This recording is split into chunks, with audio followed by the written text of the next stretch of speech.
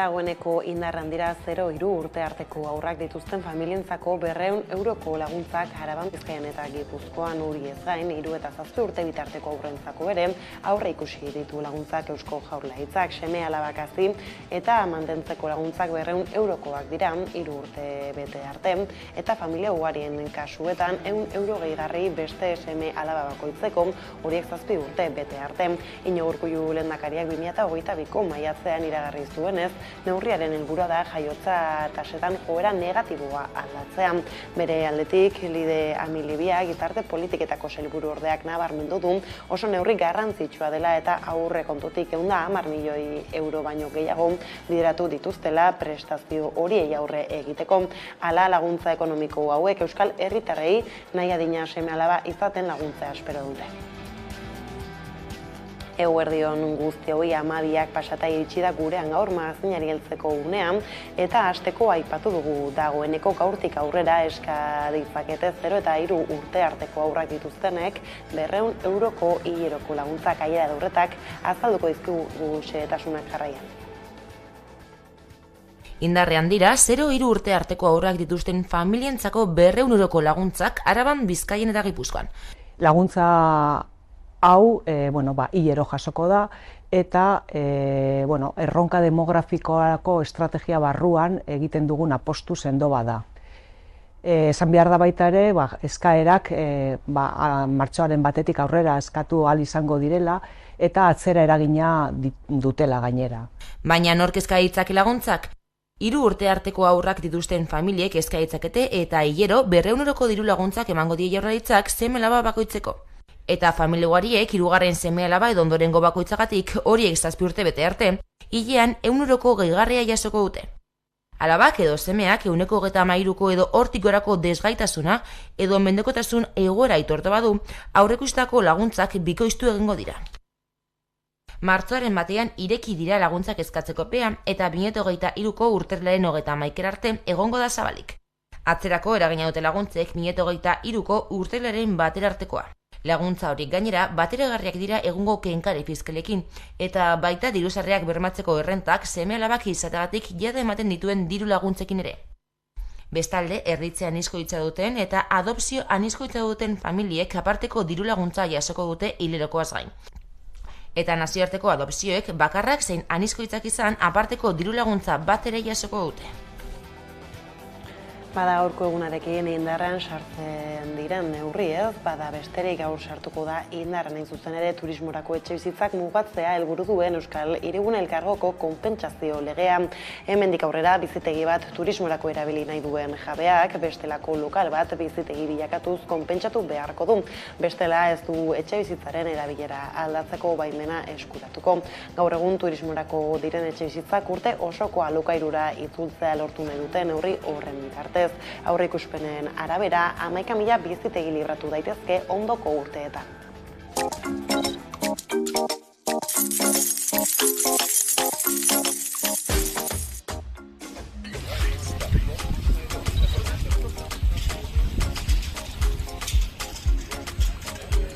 Zailtasunak dituzten gero eta alokatzaile gehiagoren deiak jasotzen dituela eta aldak egunero alokatze kontratu iruzurtien praktika masibo bat ikusten du. Hiri elkargoak partikularrentzat eman dituen arauak pertsona moralei zabaldu behar dituela eta galdikiteko konpentsazio neurria plantan ezartzea eta konpentsazio gogor bat zinez zaila eginen duena betetzeko. Konpentsazioa behar dugu Airbnb bezalako apartamentoak ez zabaltzeko eta hemen bizitzeko urte guzian behar ditugun etxebizitzak errekuperatzeko.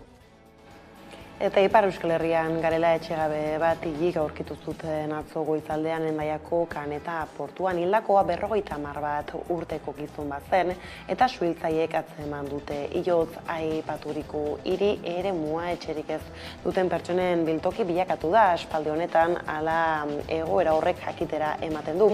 Elkarteek sarritan oroitarazten duten zerbait kaleetan bizi den jendeari aterperik aragon laguntza integrala behar zaiola bermatu. Aurten Euskal Herrian hildako 2. etxegabea da Hendaiakoa.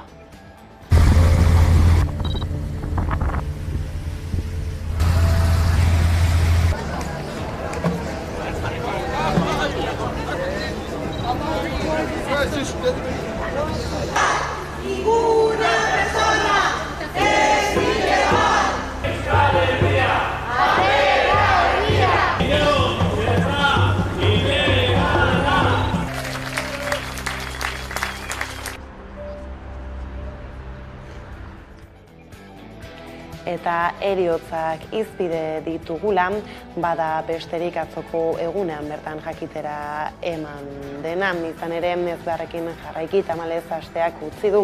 Zabaiako espetxean preso zegoen 22 urteko gizonezko bat hil egin da, bingen Zupiro Eusko Jaurlaritzako bozeramaileak jakinarazi duenez. Haren arabera, gaztea bere ziegan hilda aurkitu zuten kartzelako funtzionarioek atzo, goizeko 8:00 medikuei abisua eman zieten arren, ezin izan zuten suspertu. Jaurlaritzak espetxeen eskumena hartu duenetik, Zabaian hilden lehenengo presoa da atzokoa. 2020 urtea zerozik ez da presorik hil bertan, baina urte hura berezik hilatza izan zen, espetxean 6 pertsona hil ziren salaketaren arabera, eta elkarteak salatu du kasu horietako batzuk oraindik argitu gabe daudela.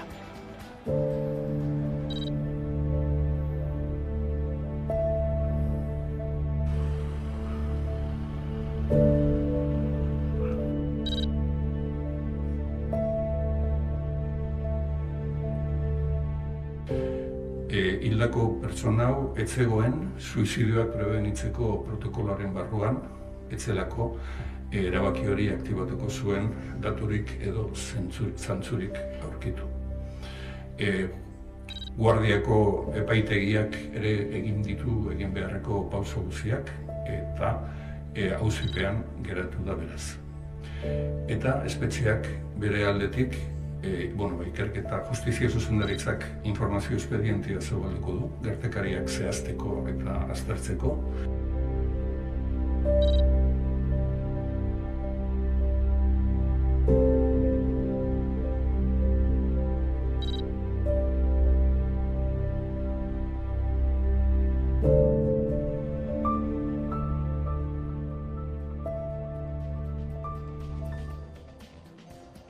Atzoko egunarekin berriz urte bat egin du kartzelan Pablo González kazetariak. 4. aldiz luzatu diote espetxaldi prebentiboa eta 5.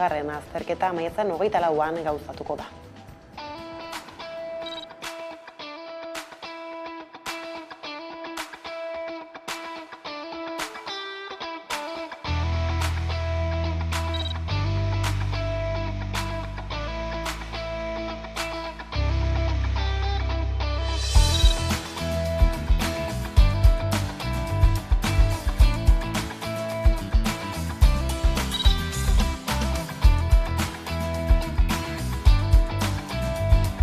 Egoera hau jasanezina da. Kontutan hartuta, Europar Batasuneko estatu baten gertatzen ari dela, eta Pablok jasotzen dituen trataerak eta pairatzen duen egoera ez dela batere duina.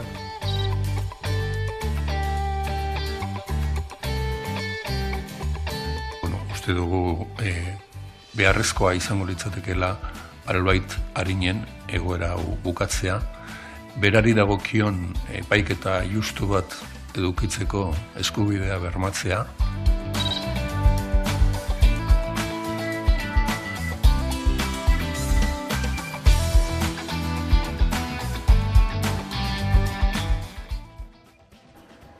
Gai zaldatuta berriz, memoria gunea sortzeko erakundeek emandako pausoa ospatu du martxoak 3 elkarteak. Hain zuzen ere, elkarteak oniritzia eman dio erakundeek urtarriaren 26an bidalitako azken proposamenari eta Memoria Gara plataformak bat egin du erabakiarekin. Hala, aste honetan, Jaurlaritzak eta Arabako Foru Aldundiak parte hartzea onartu dute eta estatutuak sinatu dituzte. Martxoaren 3an ordea Gasteizko udalak egingo du sinaketa. Hori gauzak horrela, memoria gunea nolakoa izango den eta zer eskainiko duen erabaki behar dute datozen hilabeteetan.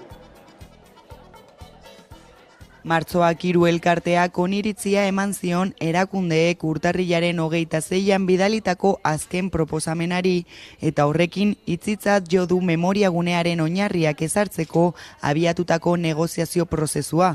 Erakundeek patronatuan parte hartzea onartu dute eta estatutuak sinatu dituzte. Horrela, prozesuak hainbat hilabete geldirik egon ondoren aurrera egin du.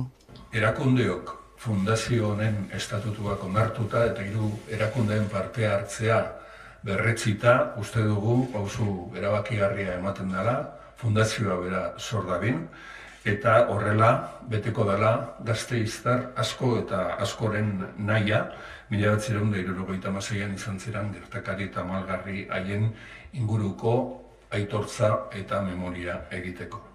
Gobernuaren kontseiluak argi berdea eman dio, Arabako Foru Aldundiak martxoak 3 memoria gunea fundazioan patroi gisa parte hartzeari. Eta fundazio horren estatutu arautzaileak onartu ditu. Memoria gunea abian jartzeko akordioak 3 oinarri edo baldintza izango ditu. 2021eko hitzarmena errespetatu beharko dute, fundazioaren estatutuen helburuak zuzenduko dituzte eta biktima bat egongo da lehendakari ordetza postuan. Eta bueno, esan beharra dago, naiz eta nahiko nekagarri esan presuzio honetan egotea, indarrak atera ditugula, aurrera jarraitzeko, presionatzen jarraitzeko, eta azkenik lortu dugula, eta guretzat izan dela garaipen bat, lortzea 2021an adostutako lankidetza hitzarmen hori aurrera eramatea. Gauzak horrela memoria gunean nola izango den eta zer eskainiko duen erabaki behar dute hurrengo hilabeteotan. Ez genuen nahi, argi genukan ez genuela nahi izatea nolabait memoriaren enkapsulamendu bat, nahi genuen izatea zentro ireki bat, zeinak lotuko dituen atzoko eta gaurko borrokak, martxoaren 3ak ere hori irakasten digu. Bestalde, Espainiako gobernuak patronatuan sartzeko asmoa iragarri du. Aurrekontu orokorretan proiektuarentzako 600.000 euro bideratu ostean. Eusko Jaurlaritzak, Arabako Aldundiak eta Gasteizko udalak ziurtatu dutenez ez dute eskaera ofizialik jaso. Biktimen elkartea berriz erabaki horren aurka azaldu da.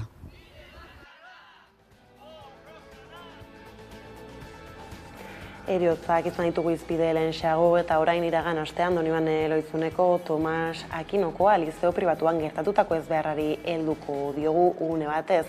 52 urteko irakasle bat zendu zen, 16 urteko ikasle batek labankadaz eraso egin ondoren ezbeharrak zur eta lur utzi du Euskal Herriko hezkuntza komunitatean, gainera gertaeraren lekukoek, ikastetxearen inguruko pertsonek, trauma osteko estresaren sintomak izateko arriskua dute orain hain zuzen ere afera horri heltzeko kameraren beste aldean dugu Euskal Herriko Unibertsitateko Psikologia Fakultatean irakasle den Aitor Aritzeta. Kaixo, Aitor?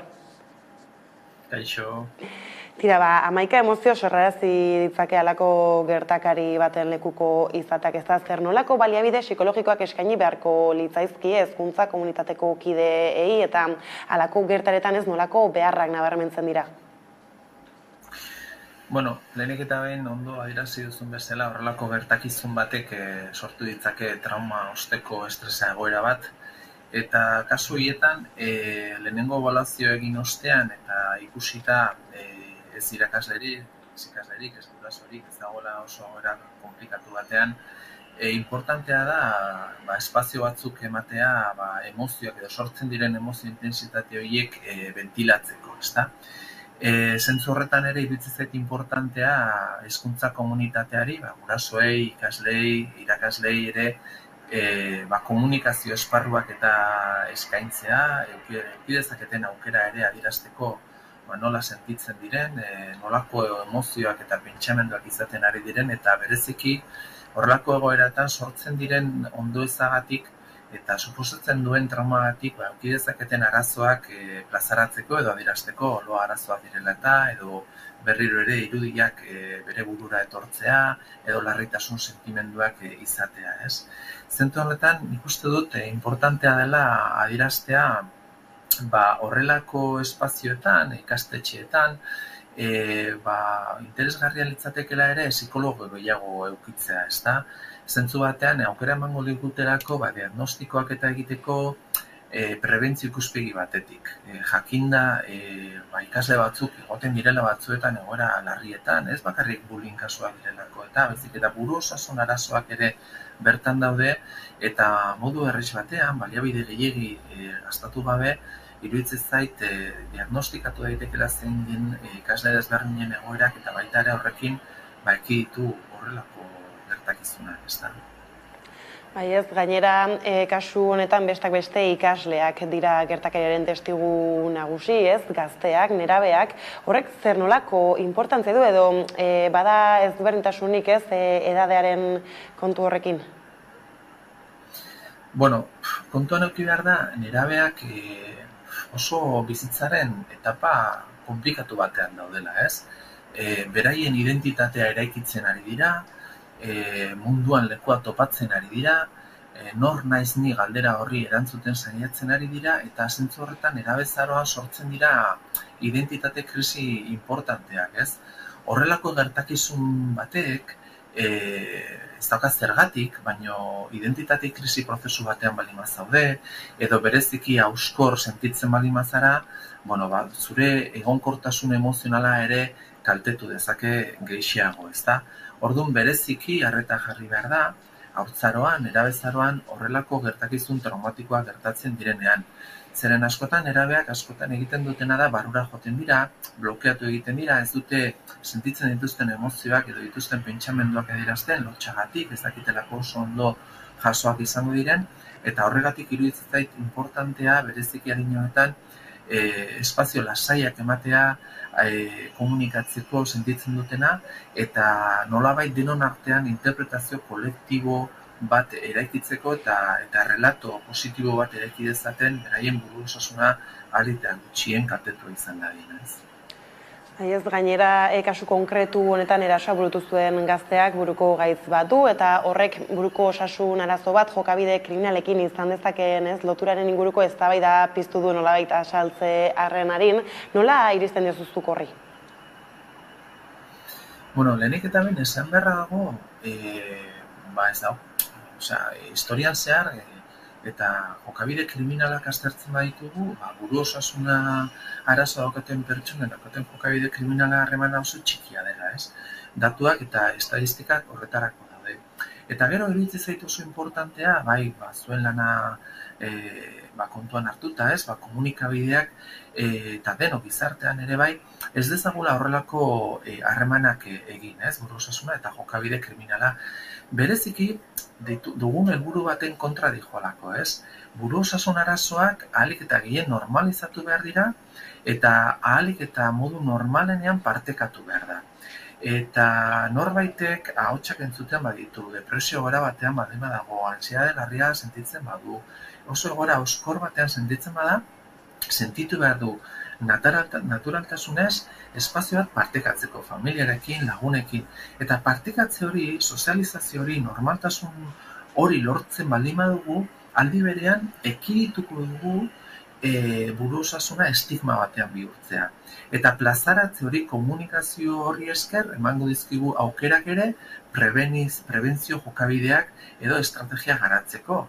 Eta horrekin batera aukera gehiago izango dugu gizartean buru osasun arazoa dauzkaten pertsonei laguntzeko eta behar dituzten baliabideak eskaintzeko. Eta bukatzeko Aitor eman dituzu gako batzuk, ez da apur bat egoera honi bide emateko, ez, zer nolako neurriak hartu ahal izango liatezken, hala ere epe labur batean, ez, normaltasuna izatea bidean zein beharko luke izan lehenbiziko urratsak. Nik uste, leheno aipatu nuen bezala, ez, importantea dela ebaluatzea, diagnostikatzea zein denengo era, ikusi gazteak eta nerabeak familiak irakasleak nola dauden, eta kontuan hartu hori, ez, ventilatzeko, emozioa ventilatzeko espazioak ematea, komunikazio esparruak sortzea, eta gero ere transmititzea mezu bat, ez, prozesu hauek, normaltasunerako prozesuak izan behar dira progresiboak. Ez da komenigarria ezer gertatuko ez balitz bezala egitea eta alde batera edo ekiditzea gertakizuna, larritasuna sortzen digulako horretaz hitz egitea. Ez iruditzen zait, importantea dela gertakizuna bere lekuan jartzea, errelato bat garatzea, azalpena bat topatzea, eta horrekin batera poliki-poliki ulertzea, batzuetan eduki dezakegula horrelako irudiak, edo sensazioak, edo ondoezak, edo beldurrak, eta horiek normaltasunerako bideko prozesu normal bat bezala ulertu behar dugula, ez? Progresibo izango dela, eta konbeni dela ere, progresibotasun horretan sentitzea geroz eta hobeto sentituko garela, eta gertakizun honek utzi duen aztarnak denon artean gainditzen jongo direla, eta noski berriro egoera normal batera bueltatuko garela. Ondo da, informazio honekin hemen utzi behar dugu konexioa. Aitor, mila esker gurekin gaia lantzarren, ondo izan eta hurrengora arte. Hurrengora arte, sarkada bat. Tira, eta honekin orain kulturarlora egingo dugu salto, eta horretan gaur kameraren beste aldean dugu Udane Arbeo lankidean, izan ere Gipuzkoa aldean kultura eragilei dirulaguntza banatuko zaizkie, eta beraz, kaixo Udane, konta iguzu ez, nola banatuko den? Bai, eguerdion danoi, eta zuk esan bezalaxe, azken 4 urteetan, 2020tik ona, 21 milioi euro inbertitu dira Gipuzkoako kulturan, piztu kultura planaren baitan, eta aurten 2023 honetan 6 milioi euroko dirulaguntza eskainiko dute. Lurraldean, Gipuzkoan proiektu kulturak garatzeko bidean finantzaketa nagusi bihurtu da plan hau, eta pandemiaz geroztik proiektu horien etenaldiaren ostean, jarduera kultural etenaldiaren ostean, martxan jarri ziren sektorean zegoen krisiari aurre egiteko. Hori hala, urtengo planaren baitan 5 jarduera ildo nagusi ezarri dituzte. Lehenengoa kultura egunerako laguntzak, bigarrena udal eta museetarako laguntzak izango dira, hirugarrenik sortzaile zuzendutakoak daude, eta azkenik enplegua sustatzeko jarduerak eta proiektu estrategikoak ditugu.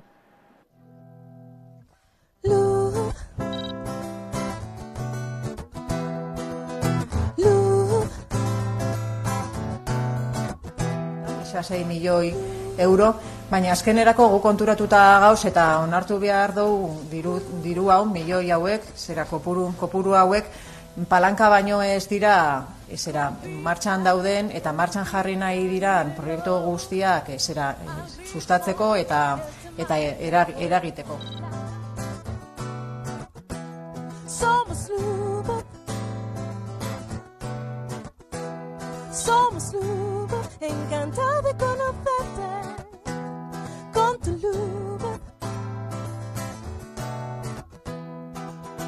Vive al ritmo de tus sueños donde estés, tírate sin miedo, emergerá la red, la causa es del efecto que es amor, movimiento, somos Luba, somos Luba, somos Luba, encantada de conocerte con tu luz.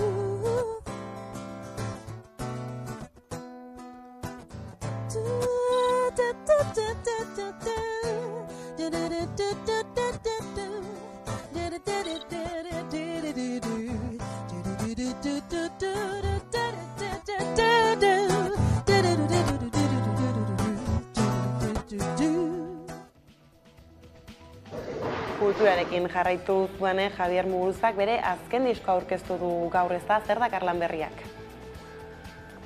Bai, alaxe da, eta hementxe dugu azken diskoa, Txitxarroa eta Atuna jolasez beteriko diskoa dela esan dezuegu, eta zoriontasuna dastatu daiteke bera entzunez. Metaforak eta onomatopeiak topatu ditzakegu abestietan, eta literaturak, poesiak eta musikak bat egiten dute disko honetan. Leire Bilbao idazlea izan da lan berriaren hitzen egilea, eta Bilbaoren poesiari musika jarri diote ondoren, bai Javier Muguruzak eta baita beste hainbat musikariek, eta honakoa izan da emaitza Txitxarroa eta Atuna. 10 abestik osatzen dute diskoa, eta aur guraso eta Aiton Amonei zuzendutako diskoa dela adierazi digu, hain justu Javier Muguruza artistarekin egoteko aukera izan dugu, eta hona hemen kontatu diguguna diskoan bertan zer topatuko dugun. Musikariak eta ekipoa nahiko antzekoa da, baina esango nuke registro desberdina dagola, ez? Aurrekoan, bat aipatzearen, Inigo Astizen hitzak ziren, eta esango nuke, ganberroxeagoak edo zirela, eta hauek behar bada goxoagoak, bururatzen zait, ez dakit, bereizteagatik pixkat, ez?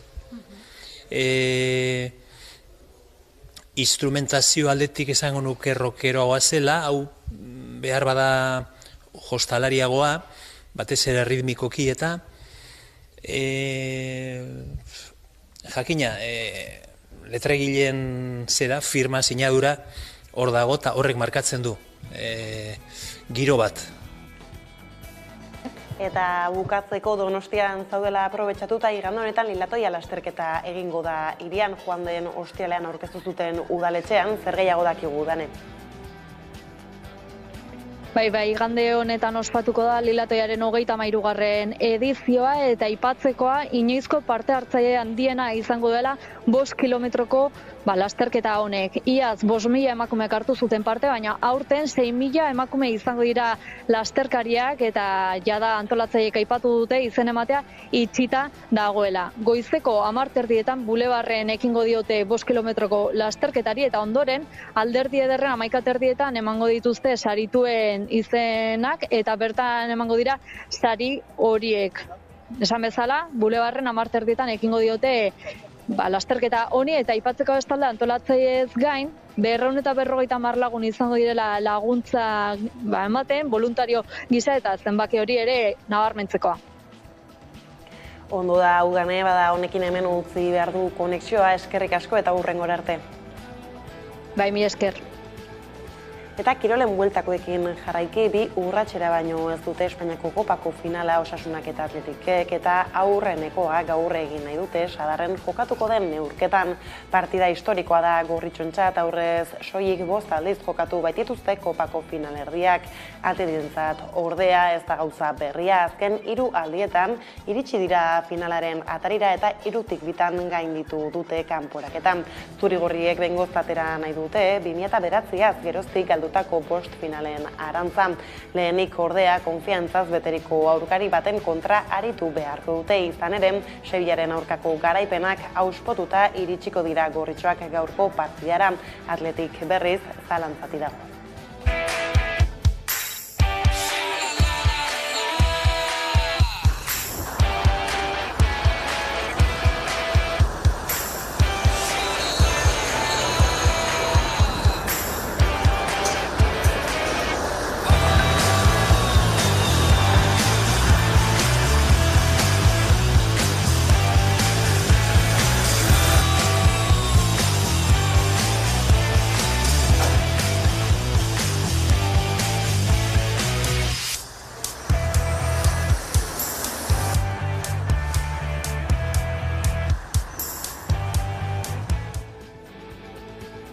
Eta honekin iritsi da gurean gaur magazineko lehenbiziko atalaren bukaera, eguneko elkarrizketari bide emateko eta gaurkoan atzo bertan Asier Blas, Euskal Herriko Unibertsitateko irakasle eta zientzia politiketako doktorari eginiko elkarrizketarekin utziko zaituztegun, batetik Pablo Gonzalezen kartzelaldia izpide eta bestetik Ukrainako gerrara begira, beraz laster izango gara bueltan.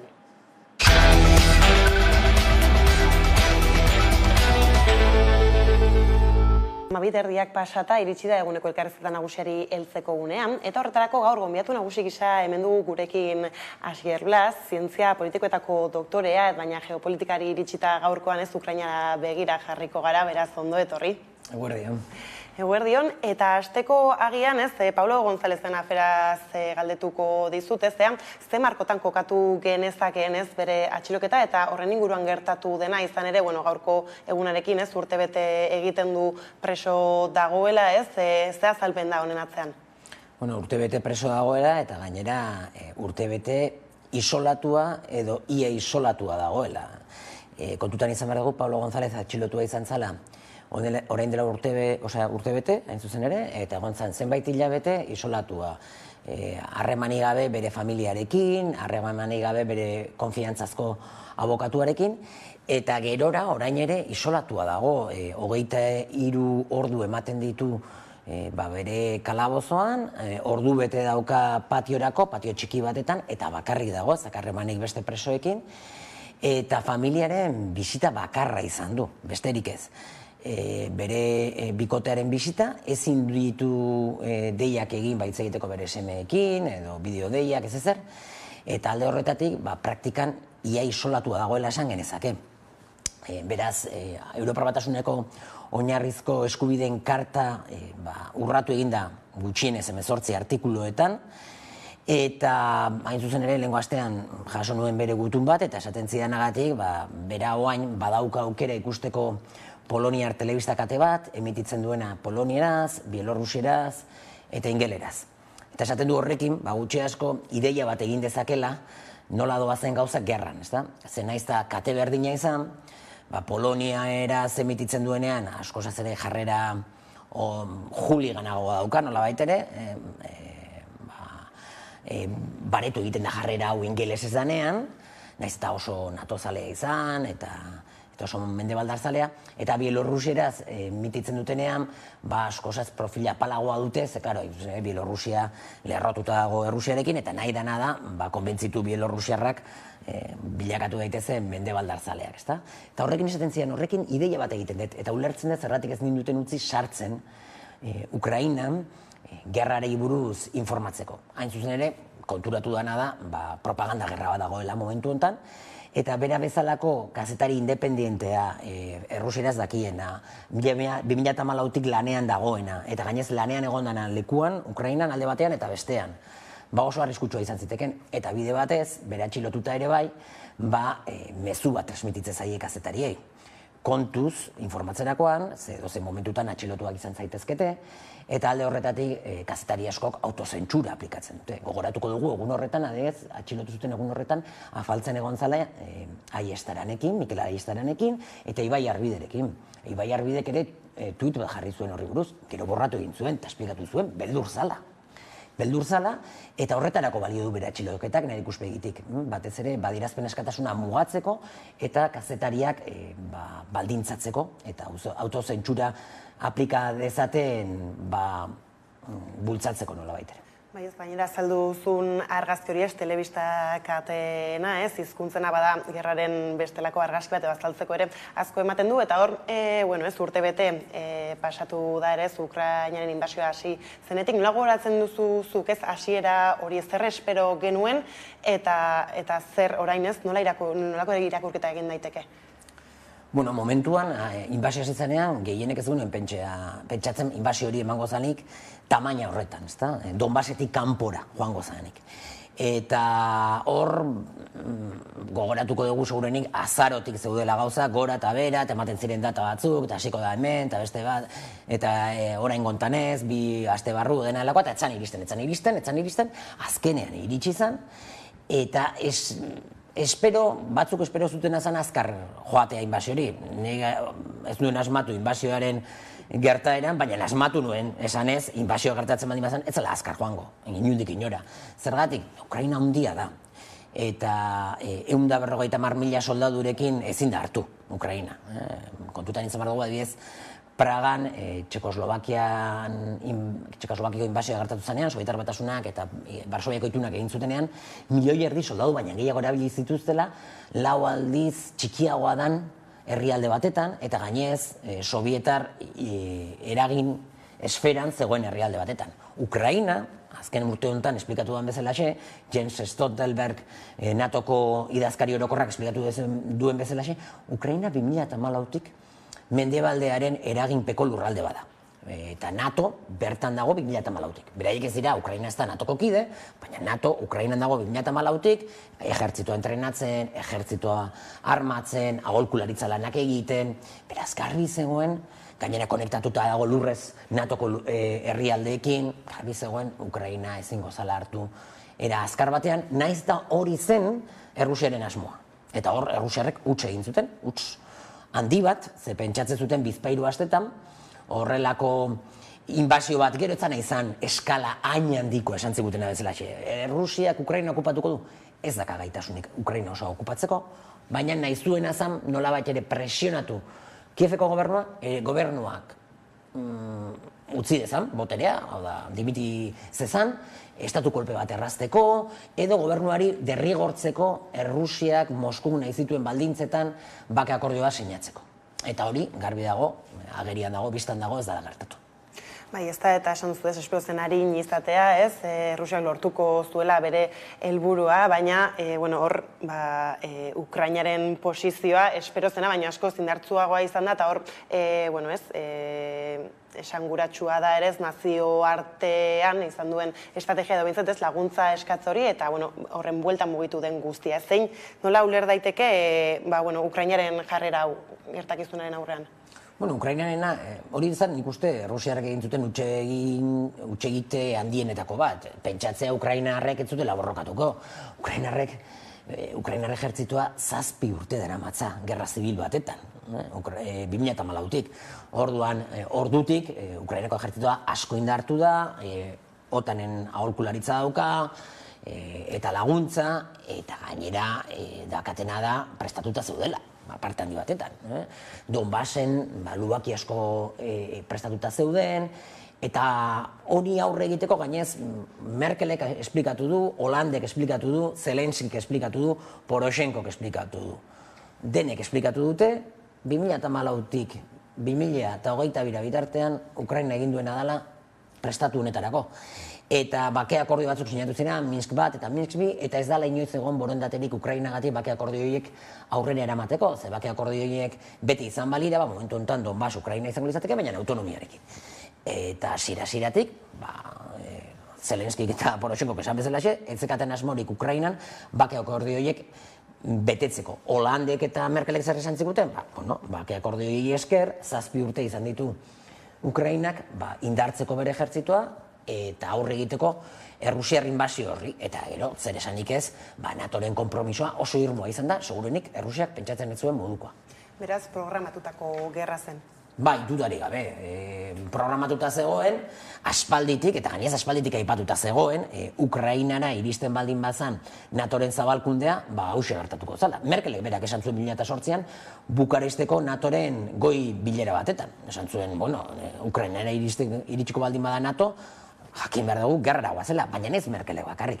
Kissingerrek, Berzinskik eta Amerikako Estatu Batuetako politikari eta aholkulari askok aurretik esan zuten. Bidenek berak esan zuen, Baltikora iritsita ere, Baltikoko herrialdetara iritsitaren NATO, horrelako agerkari baten aurrean egongo ginatekela. Eta ez dira izan Baltiko herrialde, baina azkenean Ukraina izan da. Bai, ez, orain badirudi, kasik, Lubaki gerraren antzare hartu duela, ez, izan ere, noski Errusia zen daiteke konformatu, ez, hasieran agian helburutzat zituen lurralde horiekin, ez, eta orain ze helbururi jarraitzen dio, ez, inbasio horretan. Arazoa da, alde batetik Ukrainak eta Errusiak sartu direla dinamika batetan oso zaila dana negoziazio batzutara joatea, ze beraien populazioen aurrean defendatzea hartu dituzten erabakiak oso zaila da, alde batetik. Ikusten baldin badugu Ukrainak, aipatu dugu bezalaxe, ez du asmorik izan bake akordioak betetzeko. Horrek zer esan nahi du?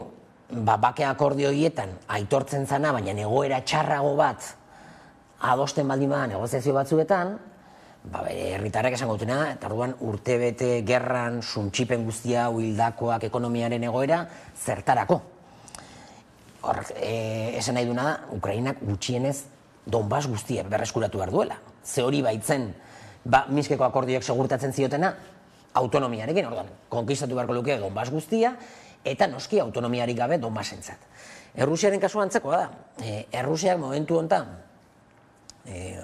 inbasio hasten duenean, horrelako erabaki bat hartzen duenean nazioarteko legedia utziz, eta erabaki bat eramaten duena Ukraina eta Errusiaren arteko etsaitasuna muturrera, eta pentsatu behar dugu historikoki Ukrainak eta Errusiak harreman handia izan dutela, gertuko herrialde bezala, gertuko nazioak bezala kontsideratu direla, familiak nahastuta daudela, eta badakizu horrelako erabaki bat aurrera ematen dezunean, gerra luze bat bilakatzen denean, denbora askorako ez baldin bada betirako sortuko dan Ukraina berri hau izango da oso anti-errusiarra. Eta hori lortzeko hartu dituzun erabaki guzti horiek ez badizute inolako onura adierazgarririk ematen, hau da, Donbasetik haratago ez badituzu lortzen lurralde gehiago, bere etxean ere Putinek eta bere gobernuak arazoak izan ditzake. Bai ez, beraz, aipatu duzun horretaz apartez, beste arrazoi dira ez, gerra honen luztapenerako ez izan ere hor, badago, Rusia, Ukraina aipatu ditugu, baina kanpoan ere ez, badira beste eragile batzuk, eta horrez, zegatazkari dira jokatzen gerra honetan? Gerra hau dagoeneko ez da gerra bat Rusia eta Ukraina artekoa. Gerra hau da NATO, batez ere Amerikako Estatu Batuak eta Rusia artekoa. Kondolitza Raisek idazten zuen, esanez, zoragarria da, dauzkagula Ukrainarrak, gure alde, odola gure alde ematearen alde. Eta azkeneko tantar arte gainera. Hau da, egiten ari dira guk nahi dugun gerra hori, Errusiaren kontra. Eta prest daude, azkeneko odol tanta eman arte, ez da? Orduan, momentu honetan, gerra hau dimensio desberdina dazka, eta dimensioa da, Amerikako Estatu Batuak eta Rusiaren arteko gerra hau, NATO eta Rusiaren arteko gerra hau, Ukrainaren bidez, delegaturiko gerra bada. Amerikako Estatu Batuen zerbitzura, Ukrainak egiten du. Eta gainera, hori horrela izan da hasiera-hasieratik, ez dago dudarik, baina dimensio hori gailendu eginda apiriletik aurrera. Zergatik? Martxoan, egon ziren elkarrizketa batzuk, bitartekaritza lan bat egin zuen Israeleko lehen ministro ohiak, Bennetek, Israel ez da ezerren susmagarri, mendebaldarzalea, Amerikako Estatu Batuen aliatu finenetako bat, eta Bennetek esplikatu digunagatik, Ukrainak eta Rusiak borondatea zuten gatazkarekin, gerrarekin amaitzeko. Alik eta azkarren. Eta gauzak ondo bidean zioa zen, baina Amerikako Estatu Batuak debekatu egin zituen elkarrizketa horiek, Benneteri esan zioten haizu onarte, hau ez da posible. Zergatik, hain zuzen ere, Amerikako Estatu Batuakek, Lloyd Austinek esplikatu bezala, Amerikako Estatu Batuetako defentsa ministroak, defentsa idazkaria handeitzen dioten moduan, gerra luze bat nahi zuten Errusia igatzeko. Beste elkarrizketa batzuk egon ziren, eta hau gainez aurrera desente gehiago egin zuten, Turkian, apirilean. Erdoganen bitartekaritzarekin, Ukrainak eta Rusiak ia akordio bat lortu zuten. Ukrainska Pravda, Zelenski zalea den agerkari digital bat, Ukrainako agerkari digital nagusinetako bat, argitaratu zuen artikulu bat, Ukrainako goi funtzionarioen iturriak aipatuz, esanez, Errusiak eta Ukrainak akordio bat lortu zutela, zenbait ñabardura falta zirela, zenbait xehetasun itxi behar zituzten, eta sinatzea falta zen. Baina Amerikako Estatu Batuak eta Erresuma Batuak blokeatu egin zuten, ez zioten utzi Ukrainari hori egiten, ze horren trukez esan zioten, jarraitu behar dezu borrokan, eta guk armatu egingo zaitu dugu askozaz gehiago. Ze gogoratuko dugu, inbazioa izanean, Bidenek esan zuen, ez ziola emango Ukrainari armamendu ofentsiboa, bakarrik defentsarako armamendua. Hortik aurrera gauzak aldatu egiten dira, orduko ere da Johnsonen bisita Kievera, Londonetik hartu zuen hegaldi bat, eta mendebaldeko lehen politikari izan zen Kiev eta Zelenski bisitatzen gerra egoera horretan. Eta noski zesan zion, ezin dezu sinatu, bake akordio hori. Beraz, nork izan du interesa handia gerra hau luzatzen, batez ere, Amerikako Estatu Batuak, eta ardatz anglosaxoiak, Kanada, Britainia Handia, Australia, Zelanda Berria. Bai ez, eta guzti horretan esaterako Europak ez nolako papera jokatzen du, izan ere, tira ez, aipatu duzun kontu hau, azkenan ez, kaxoi baten sartu gura izan den arazo ez kontua ere bada. Bai, Europa da, gatazka guztionetan, noski galtzaile nagusiak, Ukrainarrak eta Ukraina da. Lehen postuan badi dudarik gabe. Bigarren postuan egon lirateke segurenik Errusiarrak, ze Errusiar asko hiltzen ari dira ere bai Ukrainan, baina gero kaltetu nagusinetako bat Europa da. Dimentsio ekonomikoan ikusten ari garenez, baina baita ere dimentsio politikoan. Europa momentu honetan latinoamerikanizazio prozesu bat bizitzen ari da. Amerikako Estatu Batuak erabiltzen ari da Europa bere atzekaldeko patio berri bezala. Subalternizatuta dauka, erabat menpekoa da politikoki, ekonomikoki eta militarki, eta iaia esango nuke ekonomikoki inkluso kolonizazio ekonomiko bat bizitzen ari da Europa, bere soberania guztia izan zeukan apurra, etzekan askorik galtzen ari da, eta horren adierazle esango nuke, adierazleriko berena da Nord Stream bat eta biren kontrako erasoak. Zure aliatuek erasotzen zaituzte, Alemaniako kasua oso esanguratsua da, eta itxumutu gortzaude, ez dezu ezer esaten, eta humiliazioa pairatu egiten dezu, bakarrik etxean. Eta dakizu nor izan den. Mundu guztia daki nor izan den, ez dakagu argazkia, ez dakagu bideoa, oso esanguratsua dia dauden zantzu guztiak hasieratik. Eta arlo ekonomikoan ikusten baldin badugu, Europar Batasunak momentu honetan bere gas eta petrolio hornitzaile nagusia Amerikako Estatu Batuak da. Aspaldiko proiektu bat zen Amerikako Estatu Batuena saltzea Europari bere gas likuatua, ez dena baten ekologikoa, itsasuntzietan datorrena, eta askozaz garestiagoa dana. 3-4 aldiz garestiago ordaintzen ari gara gas hori, eta horrek zer eragin izan du Europan? Bereziki Alemanian, bere industriak lehiakortasuna galdu du. Eta lehiakortasuna galtzeak esan nahi duena da, bere enpresa asko joan direla Amerikako Estatu Batuetara, zean gasa eta petroleoaren prezioa eta elektrizitatearen prezioa asko zazenen merkeagoa da. Eta gainera Green New Dealaren aritik subentzioa jaso daitezke. Beraz, nolabait ere, aidana egiten Amerikako Estatu Batuak da dumpina Europari. Desindustrializatzen ari da, industriak joaten ari da Amerikako Estatu Batuetara, batzuk ere Txinara, baina gehiengo Amerikako Estatu Batuetara, eta horrek pobretu egingo du Europa. Gure gastu militarra asko igotzen ari gara, gastu militarra igotzeak esan nahi duena da gastatuko dugula diru hori armamentuan, eta armamentu hori erosiko dugu Amerikako Estatu Batuei, beste odol transfusio ekonomiko bat Amerikako Estatu Batuentzat, eta guzti horren laburpen igual sintetikoena izango litzateke ikustea euroa eta dolarraren arteko harremana. Euroa asko aldu da, dolarrarekin alderatuta, ze azken batetan Europako ekonomia bereziki gaxo dago. Ze Amerikako Estatu Batuakek eta G7ak hasitako gerra ekonomikoa Errusiaren kontra, batez ere kaltetu du Europako ekonomia. Momentu honetan, nazioarteko diru funtsak, mendebaldeak kontrolatzen duen erakunde bat, esan digu 2023an Errusiak hazkunde ekonomiko handiagoa izango duela, Alemaniak edo inkluso Britainia handiak baino. Bai, ez da, horre beste Nord Streamen bueltako kontutxo hori, ez, esanguratsua, baina aipatu zu ez, gainera gero sabotajea gora eta bera karbono mehatzea, ere, zabaltzera behartua ikusi izan du Alemaniak bere burua, eta komodo dago Europa bere horretan, agian ez, Amerikako Estatu Batuek gidatzen duten NATOren bideo horretan?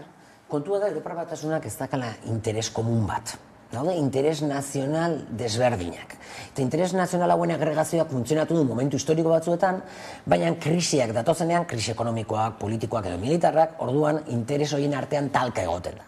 Oso adierazgarria izan zen, 2008ko krisi finantzieroarekin, nola ikusi genuen, adibidez, Alemania eta Greziaren interes nazionalek talka egin zutela, ezta? Edo baita ikusi dugu COVID-aren krisiarekin, nola bakoitza saiatzen zen bere bidea urratzen eta bere zilborrari bakarri begiratzen, ezta? Eta momentu honetan, gerra testu inguru honetan, interes kontrajarri asko daude Europar Batasunaren baitan. Ardatz franko-alemaniarrari etzaio komeni eta etzaio gustatzen ez dago eroso egoera honetan. Baina berriz, Varsovia, Polonia, Baltikoko herrialdeak eta beste zenbait herrialde oso eroso daude, batez ere Eskandinaviakoak eta oso konexiona daukatelako Amerikako Estatu Batuekin eta interes oso desberdina dituztelako. Azteko ez direlako herrialde hain industrialak Alemania bezalaxe, ezta? Eta orduan desoroso daudenak dira Frantzia eta Alemania, de hecho, pasaden udan Frantziako ekonomia ministroak eta Alemaniako ekonomia ministroak behin baina gehiagotan biek esan zuten, hemen gauzak ez zioazela ondo. Amerikako Estatu Batuakek kaltetzen zuela Europar ekonomia, eta etzala bazkiden arteko harreman logiko bat, ezta? Baina guzti hori ere azkenean isilarazi da, eta momentu honetan Alemania eta Frantziak noizbenka Frantzia gehiago independienteagoa dalako Alemania baino, gogoratu dezagun, Frantziak azken batetan bomba nuklearrak dazka, ejertzitu independienteagoa dauka, eta ez dago militarki okupatua Alemania bezain beste Amerikako Estatu Batuengatik. Ez gogoratu dezagun, Alemania okupatuta dago Amerikako Estatu Batuengatik. Azken batetan naiz eta beraien interesekin kontraesanean sartu, errealitatea da oso lotuta daudela Amerikako Estatu Batuen interesetara, besteak beste, ejertzito Ipar-Amerikarra bertan dagoelako. Ez, baina hor, ekonomia zereari garela, kristuneko propaganda egin izan da, ez, zigor ekonomikoen afera horretan, ez, aldatzen joan izan dira, ez, interesen arabera, orain hause behar dut, orain beste behar dut. Benetan, nolako eragina izan du honek Errusian? Bueno, noski, eragina izan du, baina hau da, gerraren bilakaerari begiratzen baldin badiogu, Errusiak zituen espektatibei begiratuta, orain arte, urtebete ostean, esan genezake, Errusia galtzailea dela gerra.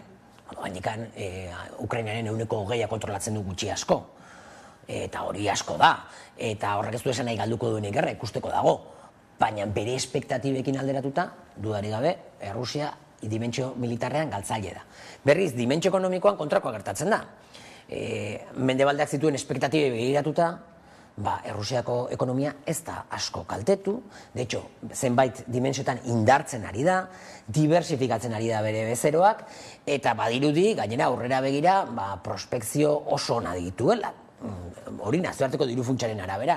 Beraz, dimentsio ekonomikoan badirudi irabazlea izan dela. Eta berriz, arlo ekonomiko horretan, galtzailea berriro ere garbi dagona da Europar Batasuna izaten ari dela. Ze orain arte, bazeukan lehen gaien hornitzaile fidagarri bat, eta gainez, hornitzen zuela lehen gai merkeekin. Eta hori, hemendik aurrera ez da gertatuko. Eta guzti horretan ez, langile klasea bera izango da, egoera upairatuko. Galtzaile nagusi izango gara langile klasekok, hori garbi dago, hau da, klase xea, herria, klase ertainak, hori garbi dago. Horiek izango dira kaltetu nagusiak, ikusten ari gara egunero. Inflazioarekin ez dagoela bakarrik lotuta gerrarekin, zan prozesu bat aldez aurretik zetorrena, eta zer ikusi asko daukana, mendebaldean daukagu bizio batekin dela dirua inprimatzea. Nola jakin badakigu munduko edozein txokotan onartuko dizkigutela gure dolarrak eta euroak, inprimatu egiten dugu ezerezetik, eta horrek badauka gero ondorio bat. Baina edozein kasutan ere, joera hori indartu eginda gerragatik, eta indartu eginda mendebaldeak hartu dituen erabakiengatik. Ez, orain gerraren testuinguru horretan NATO jarraitzen du, armen bueltako estrategiarekin, baina orain Txinak egin du bakerako proposamena askok interesgarritzat jotzen dutena. Bueno, Txinako bake proposamena garbi dago ez dela bideragarria, esango nuke wishful thinking ariketa badala, eta are gehiago, esango nuke pixka bat ere badala modu bat erakusteko ez daudela bakarrik hemen mendebaldetik datozen gerra hotxak, baizik eta gainontzeko hegoalde globalean bultzatu nahi dutena dela bakea. Eta, urrats bat izan daiteke beti horrelako proposamen bat aurkeztea, dudari gabe, baina ez duke esango proposamen horrek bere horretan ibilbide handirik daukanik. Beraz, une honetan zeintzuk izango dira ikusiko ditugun urrengo pausak edo zeintzuk izan daitezke, ikusten da gatazka luzera, luze jarraituko duela? Zantzu guztien arabera, luzerako doa. Gainera, orain dela astebete edo egun gutxi batzuk Putinek eman zuen hitzaspertu hortan, oso garbi zegoen bere prebisio guztiak zala gatazka luze batetara joango ginela edo egongo ginela, ezta? Eta ez dirudi beste aukerari dagoenik. Zergatik, lehen aipatu dugu, Ukrainak eta Errusiak momentu honetan ez dituzte pizgarri asko negoziazio bat aurrera eramateko, gero Ukrainak jakin badakigu ez dakala soberaniarik hori ere erabakitzeko, hori erabakiko duena azken batetan Amerikako Estatu Batuak izango da. Eta hortik akaso badatoz ahots batzuk esanez, Rand korporazioa dala azken batetan Pentagonoaren think tank nagusia, oan dela hilabete argitaratu zuen txosten batetan esan zuen, urtebeteko gerra eta gero, Amerikako Estatu Batuek gauzak oso ondo joan zaizkiola, besteak beste, beraik ez zuten esaten, baina nik esango nukena da, Europar Batasuna gatibu hartu dute, ahuldu egin dute beraien ekonomia eta bere ekonomiatik gizendu egin dira beraiek, eta bestalde, epatzen zuten azan, Errusia egatu dutela. Eta bazala garaia, hasteko pentsatzen nola itxi Ukrainako gatazkau, hain zuzen ere zentratzeko Txinan. Hori baita beraien etxai nagusia.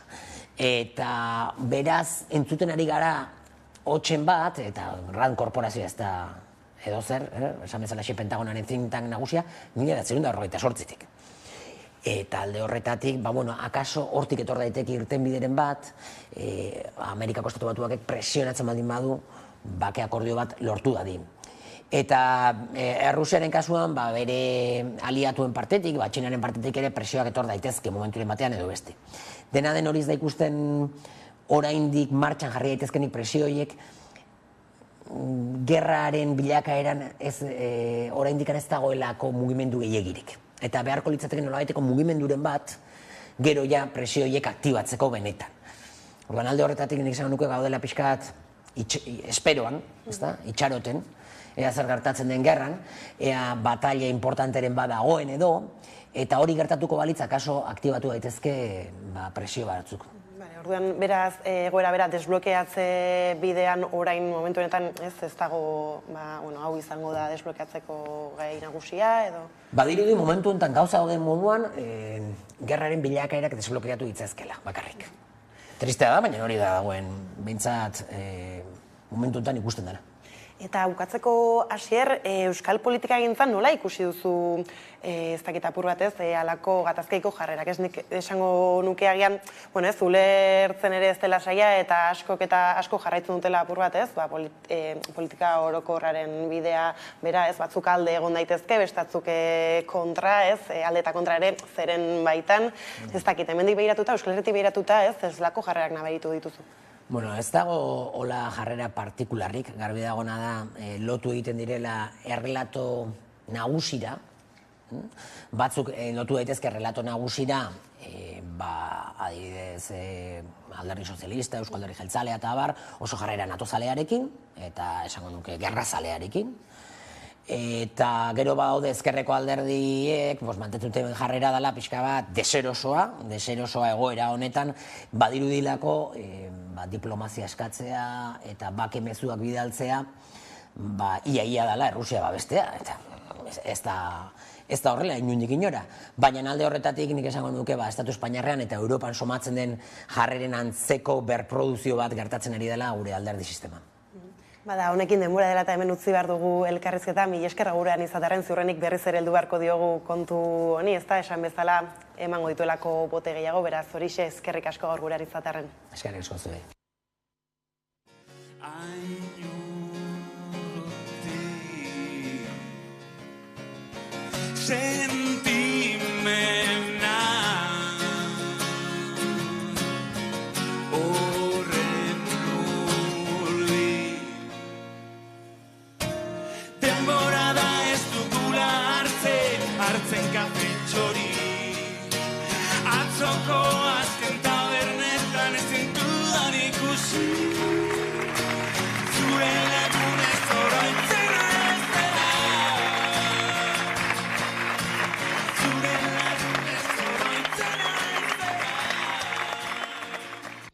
Kaixo, Afrika bibat naz eta musika nire bideoklip barrisa presentatzen ator.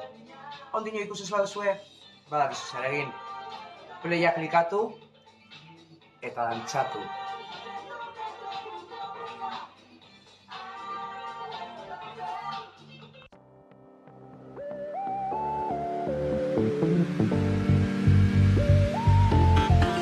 Kalera banoa, ezin da falta. Musika jaskuetan, erritmoz betean, ere munduan galdu egiten naiz. Soinuetan bilduta, lasaitasunean. Musikaren boterea, zinezkoa da, konpara ezina. Den aldatzen dan bitartean, hori jarraitzen dugu, izaten berdina.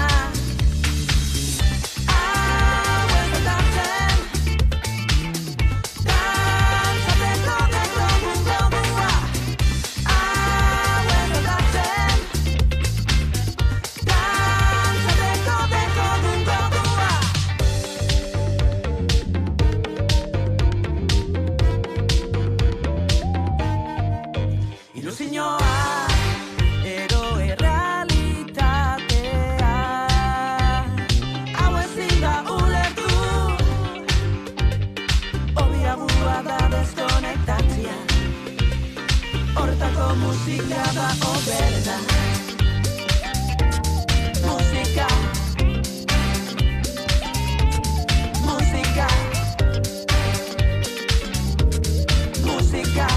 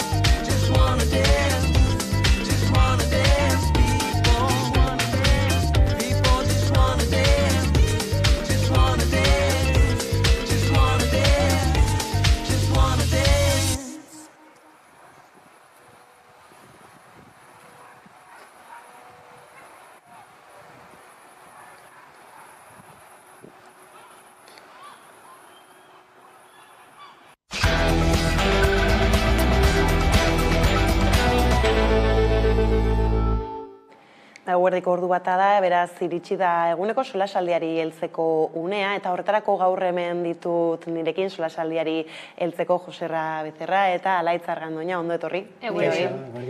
Eta tira gaurkoan hasiko gara iparraldera begira, izan ere Hendaian etxegabe bat hilik aurkitu dute, badaukagu bideo bat gaia gurera ekartzeko eta helduko diogu.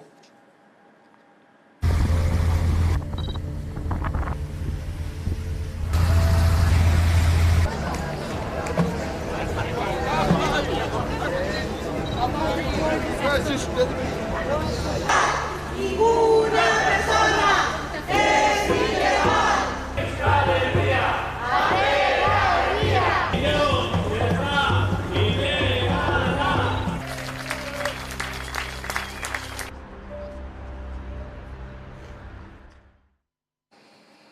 Tira ez, ez da lehenbiztiko pertsona hau Kaneta portuan topatu dute Hendaian, egia da ez, tonalde horretan, ez pasoa dela eta ohikoa dela ez egoera honetan dinot etxegabeak eta ez errefuxiatuen topalekua bada. Eta hemen, esaten da nola berezko heriotza bezala ez ikertua den, hala ere ez da, nahiz eta ez nola da, violentzia zantzurik ez izan, ez da berezko heriotza bat. Nik uste dut, violentzia dagoela, ez? Azken finean, da violentzia instituzionala, negligentzia bat da, ez? Ez badugu kasurik egiten nolakoak gertatuko dira. Gero eta gehiago ikusten ari gara, batzutan esaten dugu excepzio bat dela, baina ikusten dugunaren arabera, azken bolada honetan, ia astero agertzen da pertsona bat, edo itsasoan hiltzen direnak, edo gure herrietan hiltzen direnak, eta hori da, zerbitzu nahiko ez daudelako. Orokorrean pertsona hori badirudi zerbitzu sozialek ezagutzen zutela, eta orduan ulertezina da nola heldu den momentu bat non pertsona hori bere bizia hitza galdu duela. Azken finean, askotan komentatu duguna, ez? Gaur eta hemen etxe bizitza negozio bat bihurtu da, etekinak ateratzeko, eta horrela jarraitzen baldin badu, jende guztiaren babesa ezinezkoa izango da. Batzuk negozioa egin nahi baldin badute, besteak ez dute ukiko etxe bizitzaren eskubidea bermatuko. Ez, bainera, Hendaia eta inguru hortan askotan herritarrek salatu izan dute, ez? Pasabideen egoera ez dela bat ere xamurra, eta hori ez da lehenbiziko aldea gertatzen dena. Bai, eta errefusiatuen eta etxegabeen kasuan, Alaitzek esaten duen bezala, instituzioek jakin badakite zer gertatzen den, eta jakin badakite non dauden, non pasatzen duten gaua, eta jakin badakite zein baldintza klimatologikoak ditugun. Zuk aipatu duzun bezala, ez da violentzia edo ez violentzia, ez que igual bakarrik da hotza, hotzagatik, eta hori da penagarriena, bai? Aukerak badaudela eta seguruenez tresnak egon daitezkeela, baina ez dira martxan jartzen edo ez dira irekitzen errefusioak edo eta babes falta hori da penagarriena.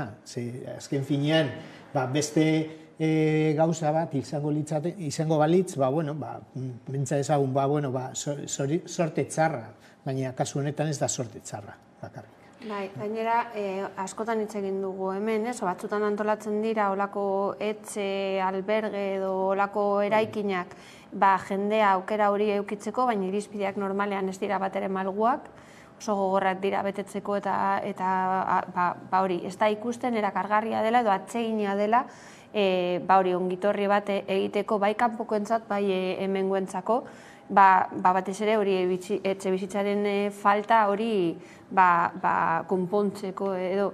Eta gero beste aldetik bebai nik uste dut garrantzitsua dela, zuk komentatu duzuna, batzutan dela hotzagatik, eta nola polizia batzutan ateratzen dituzte pertsonak beraien, ez dakit nola esan, etxeloetatik edo, eta kentzen dizkiete dauzkaten gauza guztiak, losakuak, mantak eta dandana, eta oso zaila da haientzat berreskuratzea hori edo berriro topatzea olako tresnak bizi ahal izateko edo lo egiteko gauean. Eta bebai azken bolada honetan ikusi egin da nola hemen Deustuko Herriberan jendeak aleratzea izan da, pabiloietan bizi direnak eta modu ez onenean zentzu batean, eta nik uste dut hori ez dela izan behar poliziaren funtzioa, askotan hitz egin dugu hemen zein izan beharko den eta zein ez, eta gainera hori, ez badiogu eskaintza duin bat emoten, ezinezkoa da, dauzkaten gutxiena hori kentzea, eta hori da niri pena ematen dian. Baina gutxieneko laguntza batzuk emateko berez baliabideak udalek izan, edo gobernutik, edo erakundeek badituzte, eta zerraitik ez dira jartzen martxan? Bueno, pues hori da galdetu behar dieguna, zergatik ez, denok dakigu neguan gaudela, eta ez bakarrik Hendaian, Irunen ere, errefusiatuekin, Bilbon, Barakaldon, hiri guztietan galdera berdina egiten diegu. Badakigu neguan gaudela, badakigu igual urte osorako babesak edo albergeak ez direla beharrezkoak, baina bai momentu honetan bai beharrezkoak direla. Eta, ireki behar dira behin-behineko albergeak eta behin-behineko babesak hori ekiditzeko. Hori, gaixotasunagatik izaten bada, baina hotzagatik izango balitz oso penagarria izango litzateke. Geure elkartasuna, geure gizartetasuna edo non geratzen da. Baina nik uste dute hori albergeak eta hainbat diru laguntzak irizpide zorrotzen menpe daude. Orduan batzuk ez daukate aukera ez da hori eskatzeko, ez? Ez baldin badeko zu ez basauz erroldatuta eta holan badauz hori irizpide batzuk bete ezinezkoak direnak betetzeko pertsona batzuentzat, eta gero albergeak beraien ordutegiak, beraien arauak. Nik uste dut arautegi bat egon beharko dara, baina igual malguntasunez jokatu behar da, eta are gehiago olako egoeretan gaudenean nonotza jendea hiltzen du. Hori da ikusten ari garena. Baina hor egoera normalizatzeko bidean, errefuxiatuen egoera normalizatzeko esaterako ez, zehar eta antzeko erakundek salatzen zuten askotan pilota badela ez, pertsona horrengan ez, eurek ez, etortzean bideratu bartutelako euren egoera ez izan legalizatzeko edo danalako. Eta hor, azaltzen zuten esaterako, eta nik kuriosa egiten zitzaidan, lehenbiztiko pausua dela Polizia Nazionalean zitazio bat hartzea ez, internet bitartez egiten da, baina hala ere ez oso zaila egiten zela, izan ere, karo hor badira ez, itxaron zerrendak, denbora pilo bat ez, eta hain simpleki, gobernuak esan dezake ez, bakarrik hartu behar duzu hasteko zita bat polizian eta hala ere. Baina hor dago arrakada digitala, jende guztia ez dauka eskuragarri olako tresna bat egiteko, eskatzeko zita, gaur egun dana telematikoki denez, zailago egiten da, eta gero beste alde batean, albergeak ondo dauz, laguntzak, baina azkenean laguntza integrala izan beharko da, eta hori da igual lurrengo pausoa eta falta zaiguna, bai ibilbide egiteko, eta gero jendea da, beraz bereiekin komentatu beharko dira gauzak, jende batzu dago pasos, ez da hemen gelditu nahi, eta orduan nik uste dute aukera ezberdinak egon beharko lirateke pertsona ezberdinei hori erantzun bat emateko.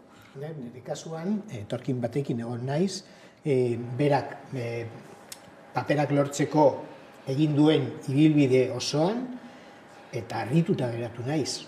Oso zaila da, oso luzea, eta niretzat ere lenguaia administratiboa eta badakidala oso zaila izan da niretzat, orduan bere kasuan jartzen banaiz, eta ia ezinezko jartzen diegu, hori, paperak lortzeko aukera hori, eta ja nazionalitatea beste kontua da. Azkenean, arresiak besterik ez ditugu ipintzen, ez? Ze gainera... Administratiboak.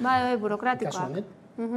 Zuk esan zu, askotan guk ere ez, oso zaila dela orokorrean ez, administrazioan depende zerrei nahi duzun, ondo ulertzea eta ondo egitea ez, askotan ez, berriz ere gauzak bidali, ondo dagoen begiratu, beraz mundu bat ere bada. Eta gainera bebai, hori diru laguntzak edo burokratikoki gauzak egiterakoan, baina bebai, nik uste dute kanpotar batentzat jutea alokairu baten bila oso zaila izango da.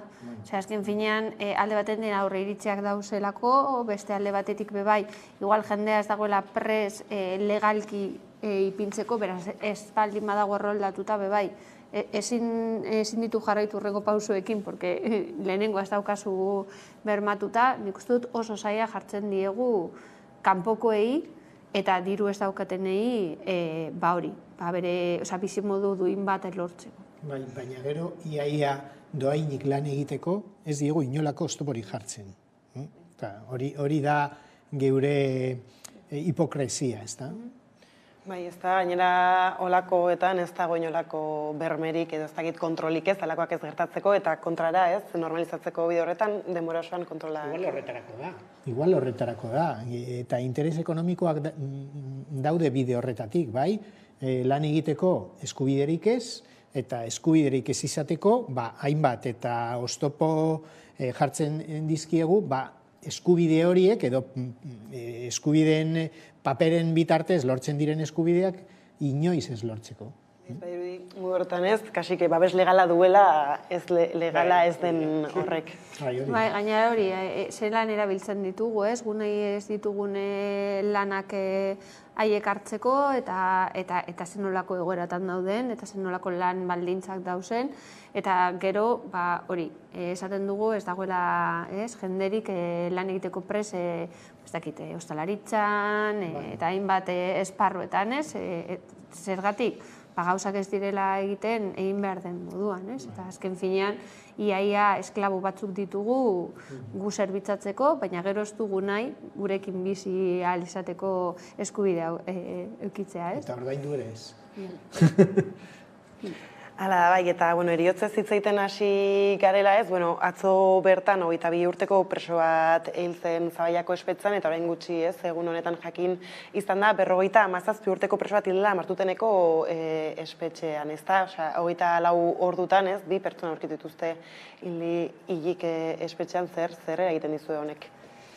Bueno, denok dakigu hori kartzela ez dela leku samurrena, justu kontrakoa, eta bueno, igual ezinbestekoa da pertsona batzuk hor egotea, zigortuta daudelako edo, baina ziurtatu behar dugu kartzeletan bizi direnak euren bizi baldintzak duinak direla behintzat, eta bigarren kasu honetan, Martutenen aurkitutakoan, bere baldintzak ziren, preso preventiboa zela.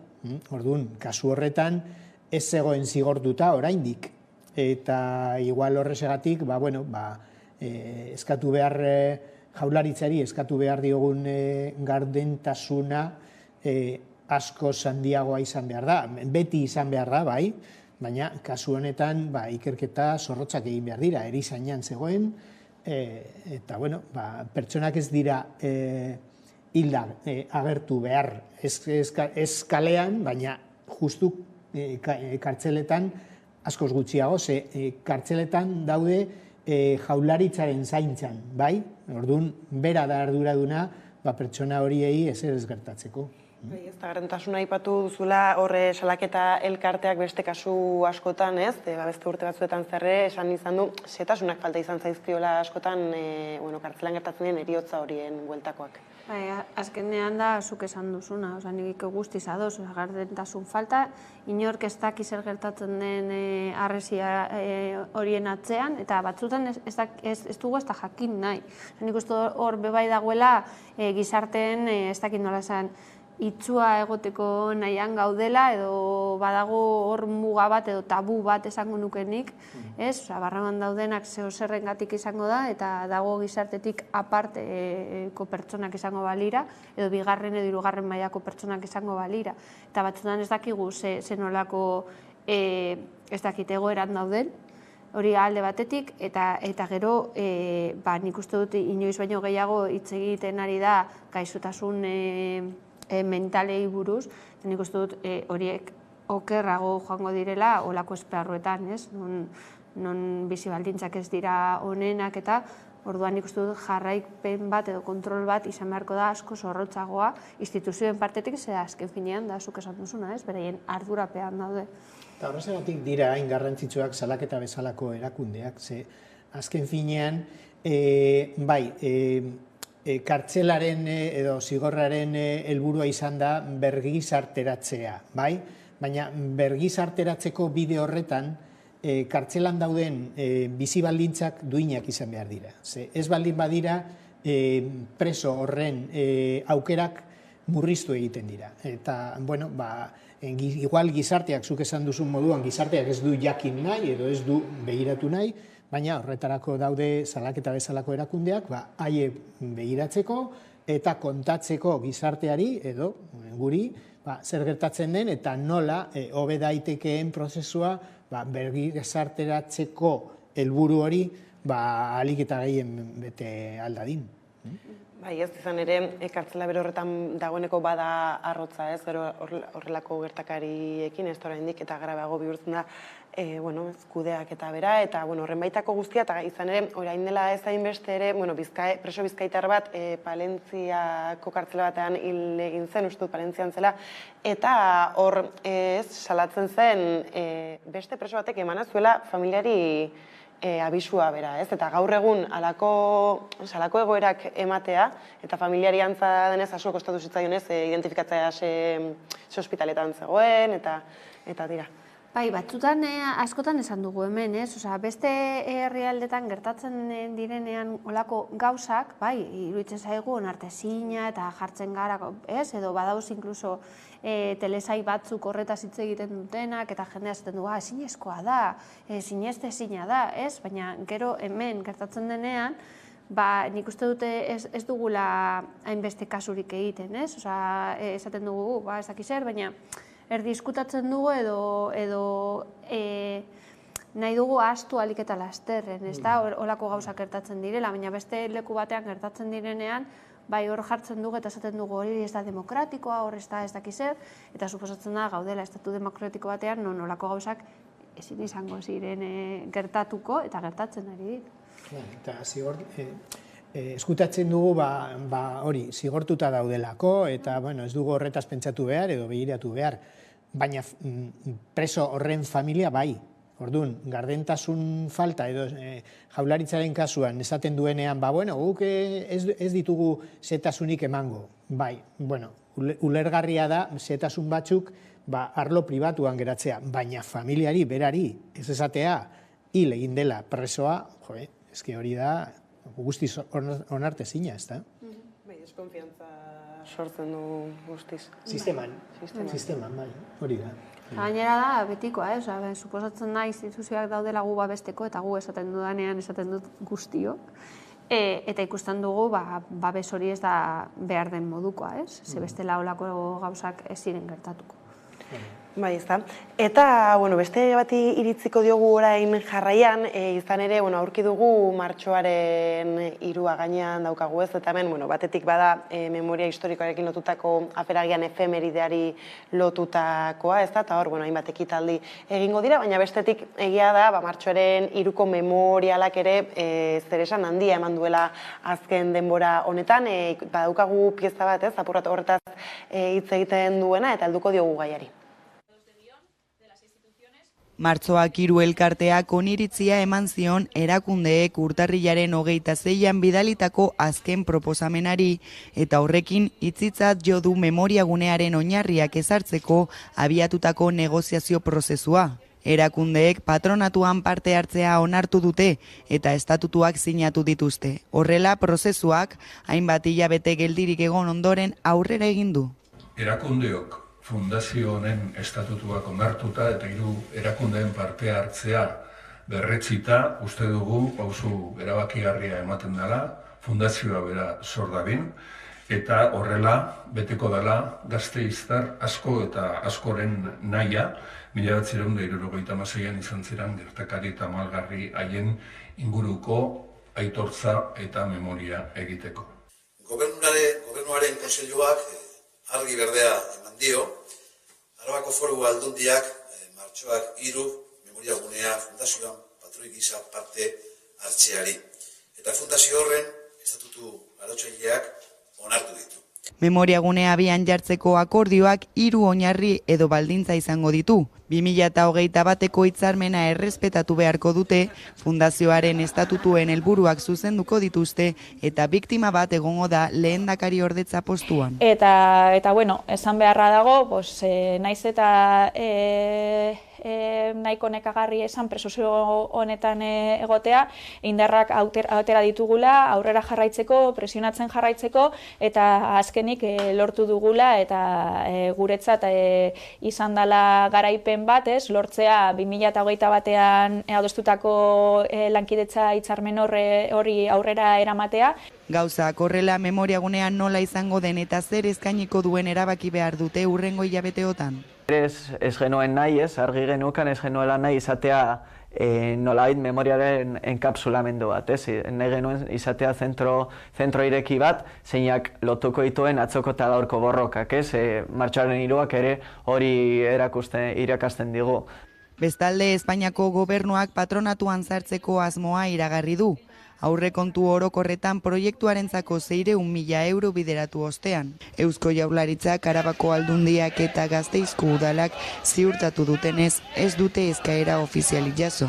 Biktimen elkartea berriz erabaki horren aurka azaldu da.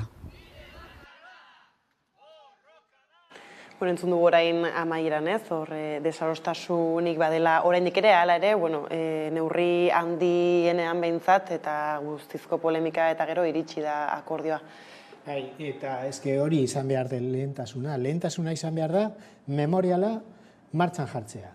Eta horri gehitu behar diegu geure gogoak eta geure proposamenak, martxan jartzeari ahalik eta lasterren. Gero, desadostasunak, hauteskundeak gertu daudenez, beti izango dira kontu horiek, ezta? Baina lehentasuna izan behar da hori. Eta aipatu behar dugu, memorialaren proiektua ez da instituzioen proiektua edo elkarteen proiektua, baizik eta hiri osoaren proiektua, hiri osoaren desioa da memoriala martxan jartzea, orduan horri sartu behar diogu geure indarra eta geure esfortzua egi bihurtzeko.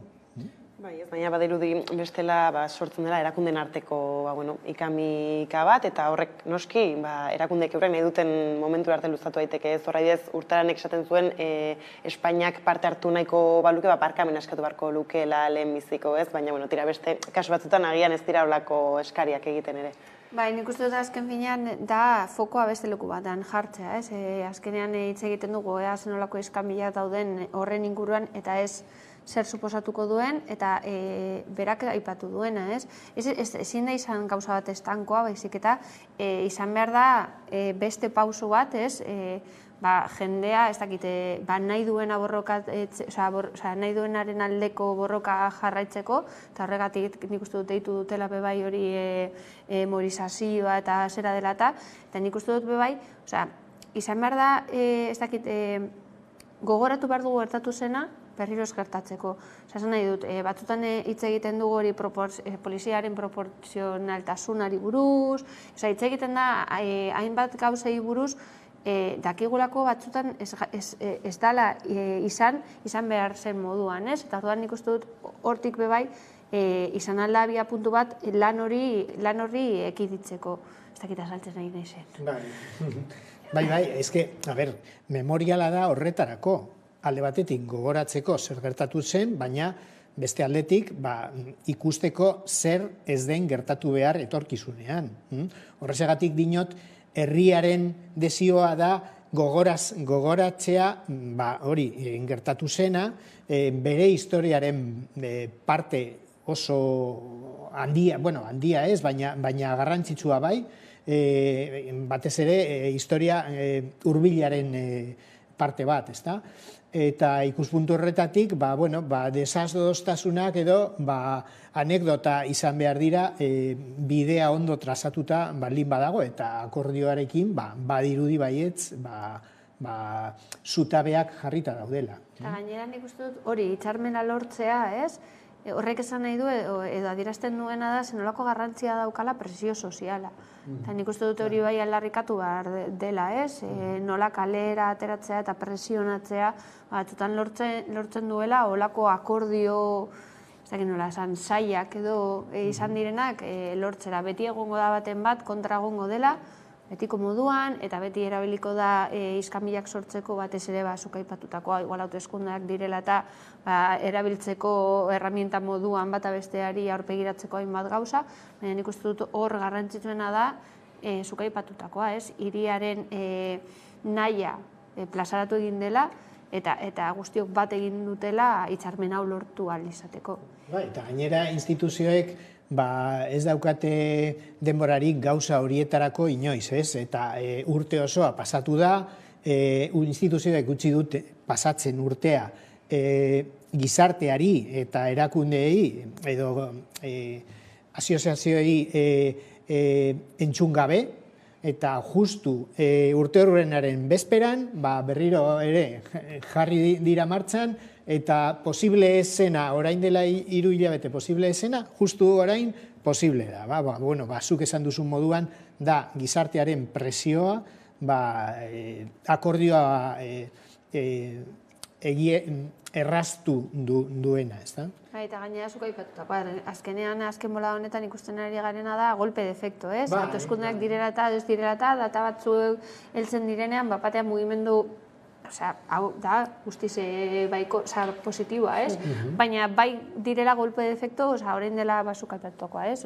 Ibilbidea zegoen iaia egin babe, eta batean orain heltzen da data bat, eta ez dut, orain hau estatutuak sinatuko ditugu, soriniontzekoa da, eta kriston aurrera posa ikusten dut, baina bai, batzutan mesfidantza bat sortzen da, jakiteko zein den bereien helburuak, benetazko helburuak olako gauzak egiterakoan, eta ea zen olako jarraipen bat emango diete. Eta izan behar da, bezperan, argazkia ateratzeko. Eta justu, argazkia ateratzean, desadostasunak agertzen dira, bakoitza bere esparru propioa komunikabideetan eukitzeko. Eta hori, ez dakit zilegi den, baina, hori da politika. Baina azken finean antolatzaileek edo hor egon direnak lan egiten hau gertatu dadin, bebai, hori izan dira kapasak erabiltzeko eta hori da, ez? Egin behar den, aprobetsatu momentua bebai, herriak nahi duena lortzeko. Eta hori presio soziala eta bebai olako kolpeak beharrezkoak dira. Ez duen gainera falta dena hor da edukia bera eta ze forma izango duen zehaztea. Eta gian hor ere badu zerikusia Espainiak patronatuan sartu gura izatea, horrela dela uste duzue, ala igual beste eredu batzuekin izan duen jarrera ikusita. Nik beti pentsatzen dut alik eta instituzio gehiago alik eta hobeto. Eta dirua ekartzen baldin badute, ere bai, Urtananek aipatu duena, ez du kontuan hartu, Espainiako gobernuak mahai gainean jarriko duen diru kopurua Jaurlaritzarena, baino 2 aldiz izango da. Orduan, egia bihurtzeko edo egiaztatzeko prozesu horretan aipatu dugun tresnak jarri behar direla, Espainiako gobernuak dirua jarri du. Orduan, hori aintzat hartu behar dugu. Gero, barkamena eskatu behar duen ala ez, nik barkamena eskatu baino, nik eskatuko nukeena izango litzateke ikerketa ofizial eta osoa egitea, jakiteko zeintzuk izan diren masakre horren errudunak eta zergatik eta nola egin zuten. Azken finean, hiriak ezagutu nahi duena da egia. Gero, barkamenak, ondo legoke, baina garrantzitsuena da memoriala martxan jartzea eta gero, egia ezagutzeko eskubidea bete dadin. Bai, azken finean, ez dakite, barkamen kontua beti, ez dakit, igual ni ez nahizelako bat ere espirituala edo dela, baina batzutan oso kristaua ikusten dut, ez? Barkamenak eskatzea ez du ezer esan nahi. Ez dakit nola esan ez du ezer esan nahi, baina batzutan umeekin baldin bazauz eta barkatuta jarraitzen dute, jotzen elkarri, ez duzu ulertu oso ondo. Nik behar dudana edo ikusten dudana da, hori pausuak eman beharko direla, eta bide honetik joaten baldin badira, baina ikustu dut jendea behintzat ikusiko duela hor borondate politiko bat dagoela, eta ez bakarrik hitzak edo argazkiak edo dana. Hori da, horrezegatik nik aipatu dut, dirua mahai gainean jartzea, hori borondatearen adierazle edo bada. Orduan, ikuspuntu horretatik, nik pentsatzen dut, Espainiako gobernuak, azken finean, estatuaren aldetik, hori, erantzukizuna daukan agentea dena sartzen baldin bada patronatoan eta dirua jartzen baldin badu, Gernikaren kasuan, adibidez, Bake Museoan dirua jartzen duena da Alemaniako gobernua. Eta, errudunak dirua jartzen dute, igual hori ez da nahikoa, hori, gertatutakoa, zuk esan duzun moduan barkamena eskatzeko, bai? Baina, adierazten du, zuk memoriaren eta demokraziaren aldeko pausu bat eman nahi duzula, ez?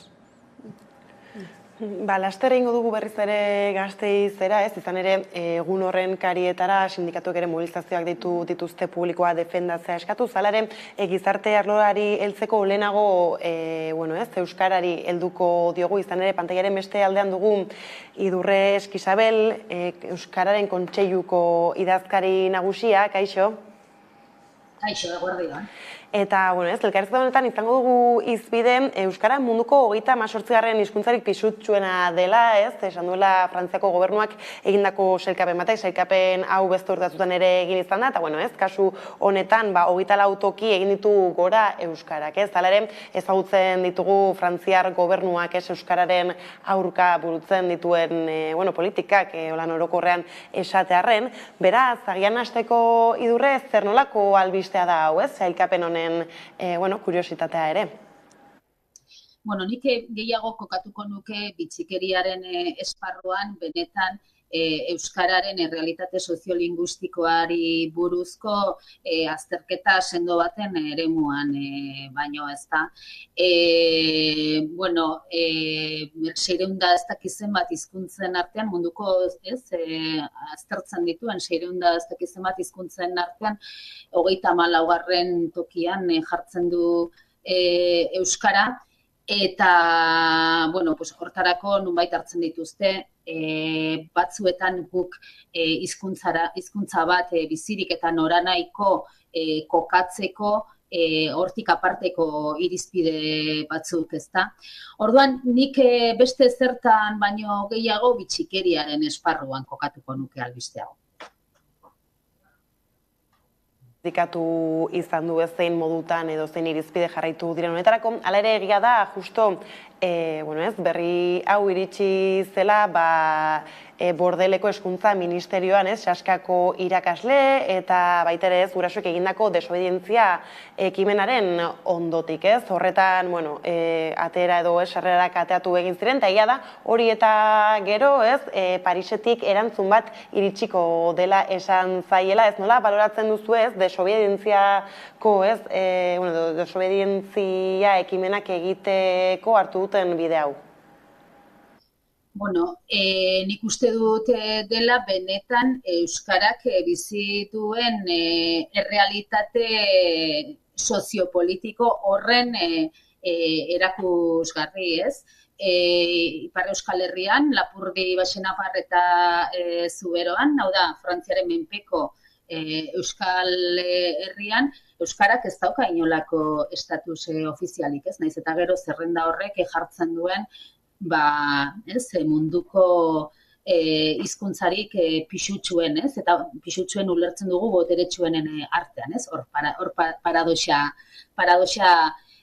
handi bat. Baina, errealitatera pagoaz, Euskarak Ipar Euskal Herrian oraindik ez du ofizialtasun aitortzarik, ez dauka estatusik, ez dauka errekonozimendurik, orduan apurkako, aldeko politikak jasotzen ditu, eta gainera gai potoloetan oztopoa eta oztopoa. Eta oztopoaren tamaina ikusteko, hortxe dago adibidea, Ipar Euskal Herriko ikasle, ehunka ikaslek oinarrizko eskubideetako bat, azterketak beren hizkuntzan egitea, urratua dute. Eta horren aurrean, desobedientzia esango nuke zilegi ez ezik beharrezko ere gertatzen dela. Bai, ez da, eta zer da zehazki Frantziar gobernuari gertatzen zaiona euskararekin, ez? Izan ere, frogak badaude eta irakaslek zein guraso, zein ikasleek ez urte luzetan egin dute eskari berbera, ez? Berez, ez litzateke arazorik egun beharko azterketak euskaraz pasatzeko, baina zergaitik hainbesteko oztopa, gainera, kasu honetan protesta etorri zen irailetikan zain zeuden erantzun bategatik. Galdera zehazki haiei egin beharko litzaiek, ez? Galdera zehatza honik hipotesiak baino ezin ditute bota edo susmoak edo neure iritzi politiko edo nolabait euskalgintzan gabiltzanok eta esango nuke euskal herritar askok daukagun susmo baten adierazpena eta da gure albo estatuek logika monolinguista bat dutela, logika supremazista bat hizkuntzekiko eta herriekiko, eta horren ispilu bat baino besterik ez dela Ipar Euskal Herriko kasuan ikasleek azterketak euskaraz pasatzeko daukaten debeku hori.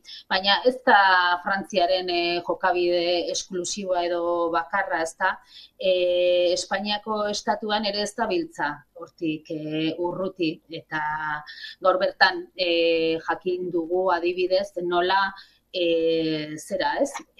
Gipuzkoako diputazioaren meneko den Uliazpi fundazioak Gipuzkoan desberdintasun funtzionala duten herritarrei behar duten arreta eta zaintza ematen dien fundazioaren lan eskaintza bertan bera utzi duela EAeko auzitegi nagusiak, hain zuzen ere hizkuntze eskakizunak, lanpostu horiei ezarritako hizkuntze eskakizunak helburu bakarra dutenak, eta da herritar horiek, gainera sektore zaurgarrienetako herritarrak dira, beren hizkuntz eskubideak beteta izan ditzatela, ezta?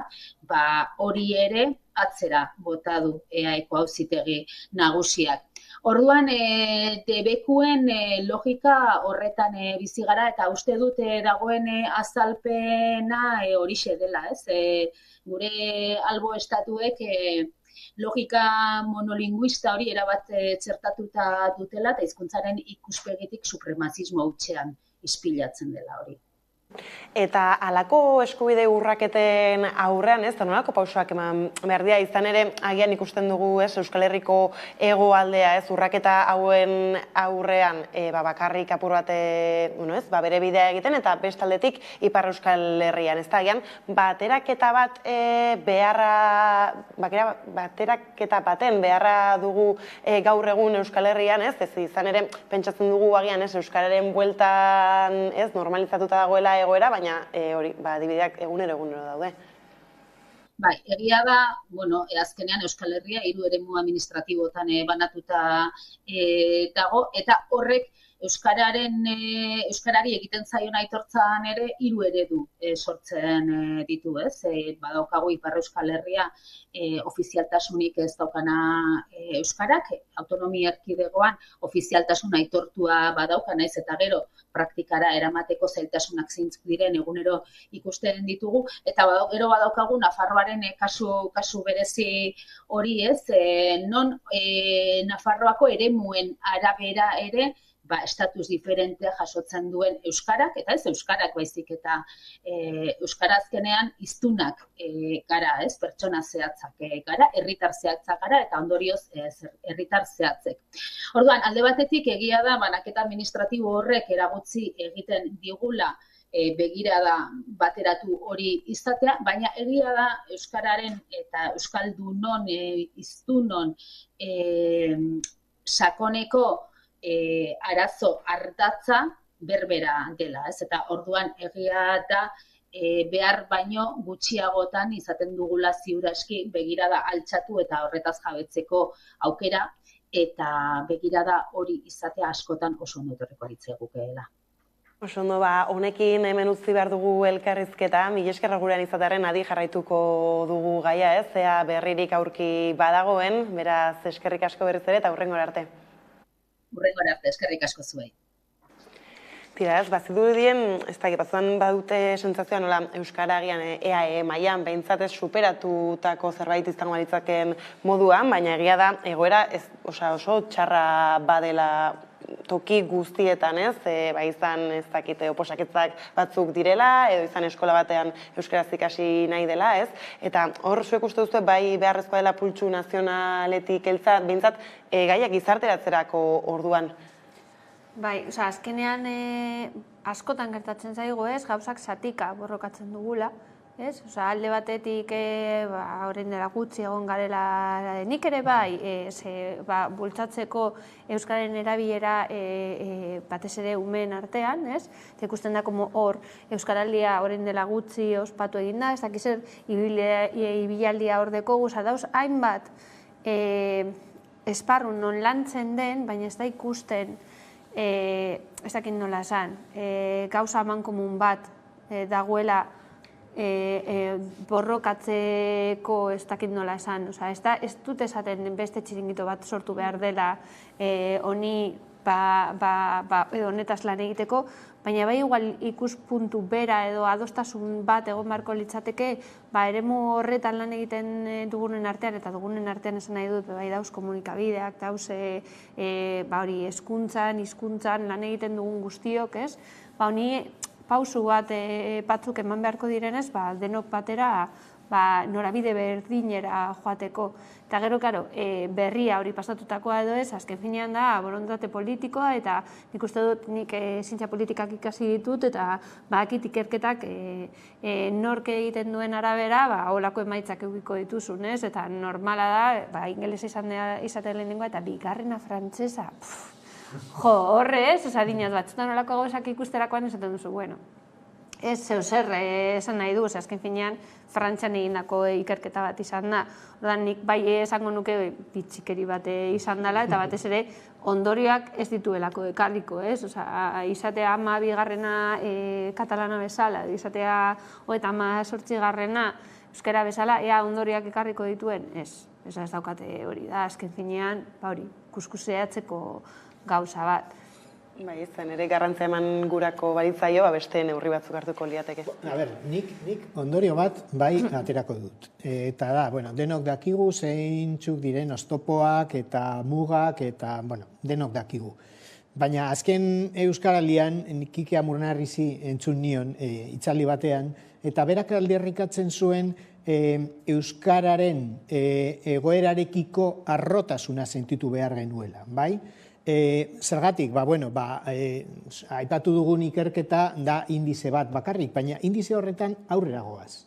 Eta ez bakarrik horik, da, 600 eta piku hizkuntzetatik gaude ez lehen postuan, justu ez lehen postuetan, baina nahiko hurbil gaude. Eta gero eta hurbilago hizkuntza nagusien atzetik. Orduan, ikuspuntu horretatik, gu beti sentitzen gara, Euskaldun bezala oso txarto gaudela, gauzak gero eta okerrago dabiltzala, eta igual ez da horrela. Igual da beste hizkuntza askok eta askok geurea baino okerrago daudela, eta modu erlatiboan gero eta aurrerago. Baina, Kike Amurnarrizek aldarrikatzen zuen, gu ere arro sentitu behar garela, eta igual hori izan behar da abia puntu amankomuna. Arro sentitzea eta pentsatzea, oztopoak oztopo, gu ere eragile garela, oztopo horiek gainditzeko, eta hemen egiten dugu. Hemen gainditzen ditugu oztopoak hitz egiten ni Euskaldun berria naiz, eta oztopoak gainditu ditut hona etortzeko. Euskal zale bezala, oztopo horiek gainditzeko, pentsatu behar dugula ez direla egon behar estatuen esku, gobernuen esku, baizik eta geure esku, eta geure aho eta belarrietan egon daitekeela, bai? Bai, ez da izan ere apur bat jarrera horri helduta esango nuke ez, badela iparraldekoen ekintzak eta badela ez, arro gaude egin nahi dugu, eta, kasuetan horrela... Nik uste dut A ber, esango, errezagoa dela bat, debekatzen baldin badizute zeo zer horri kontra joateko. zentzu batean, ez dut esaten errezagoa dela, baizik eta zegoen garai bat, non debekatuta zegoela euskera hitz egitea, eta horren ostean jaio zirenak sentitu izan zuten presio hori eta horri buelta emateko egiten zituzten kriston esfortzuak eta aleginak, ez? Orduan, hortik aurrera, ni bebaia ereduan ikasi egin dut, orduan gero ni euskaldun berria naiz, eta bizi izan dut gutxi gora bera, zen Arangoitikoa izan da, igual ez dut ikusi hain gertu, baina gero bai ikusten ditut, urrengoak etorri direnak ikusten dute emandatzate dagoela euskeraz bizi izatea edo hitz egitea edo dandana. Eta orduan ez dut ikusten erronka moduan, eta ez dut ikusten bai beraien nortasunen parte dela, baina ez gauza bat aldarrikatu behar dutela eta borrokatu behar dutela horrela jarraitzeko, baizik eta emanda eduki dutenez, zentzu batean, esatute, bai, euskera bai, ikastetxetan egiten duguna, ez dakit zer, ez dakit nola esan, ematen dute, como normaltzat, edo normal izango balitz moduan, eta gauza bat, eta egia izan da, tresna bat erabili dutena gu zapaltzeko, baina, claro, haiek ez dute bizi horrela, eta nik uste dut horregatik hain zaila dela, haiei azaltzea zen nolako garrantzia daukan, haiek euskeraz hitz egitea, eta haiek aldarrikatzea, hori, euskaldunak direla, ez?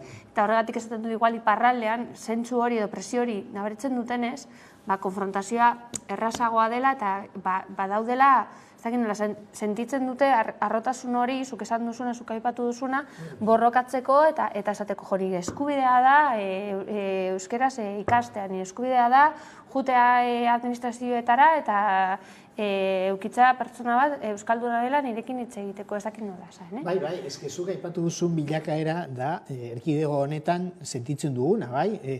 Ez dago inor zapaltzen, eta ez da omen dago inor zapaltzen, baina arrotasunarekin estatuen aldetik edo instituzioen aldetik ez dute inolako paperik. Zuk arro sentitzen bazara eta euskaraz hitz egiten baduzu, zuk mantentzen duzu hizkuntza, nahiz eta oztopo guztiak, zailtasun guztiak. Orduan, ikuspuntu horretatik ja aldatzen dugu ikuspuntua, bai, bera. Ikuspuntua ez da instituzioek edo gobernuek zer egiten dute euskara zapaltzeko baizik eta zer egiten dugu guk mantentzeko.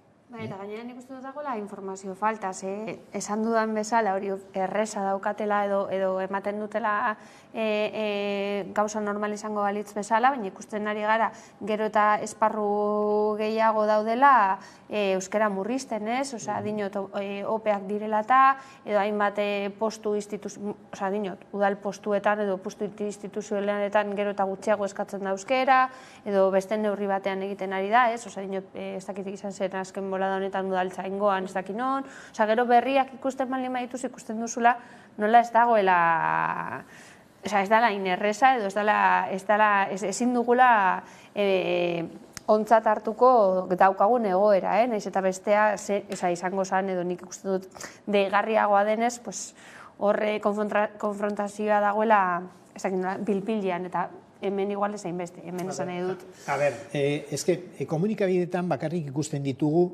kasu horiek oso aipagarrienak, sakabanatuta direnak, baina egunez egun, euskaratzen diren lanpostuak ez ditugu ezagutzen. Eta lanpostu horiek euskaratzen dira jendearen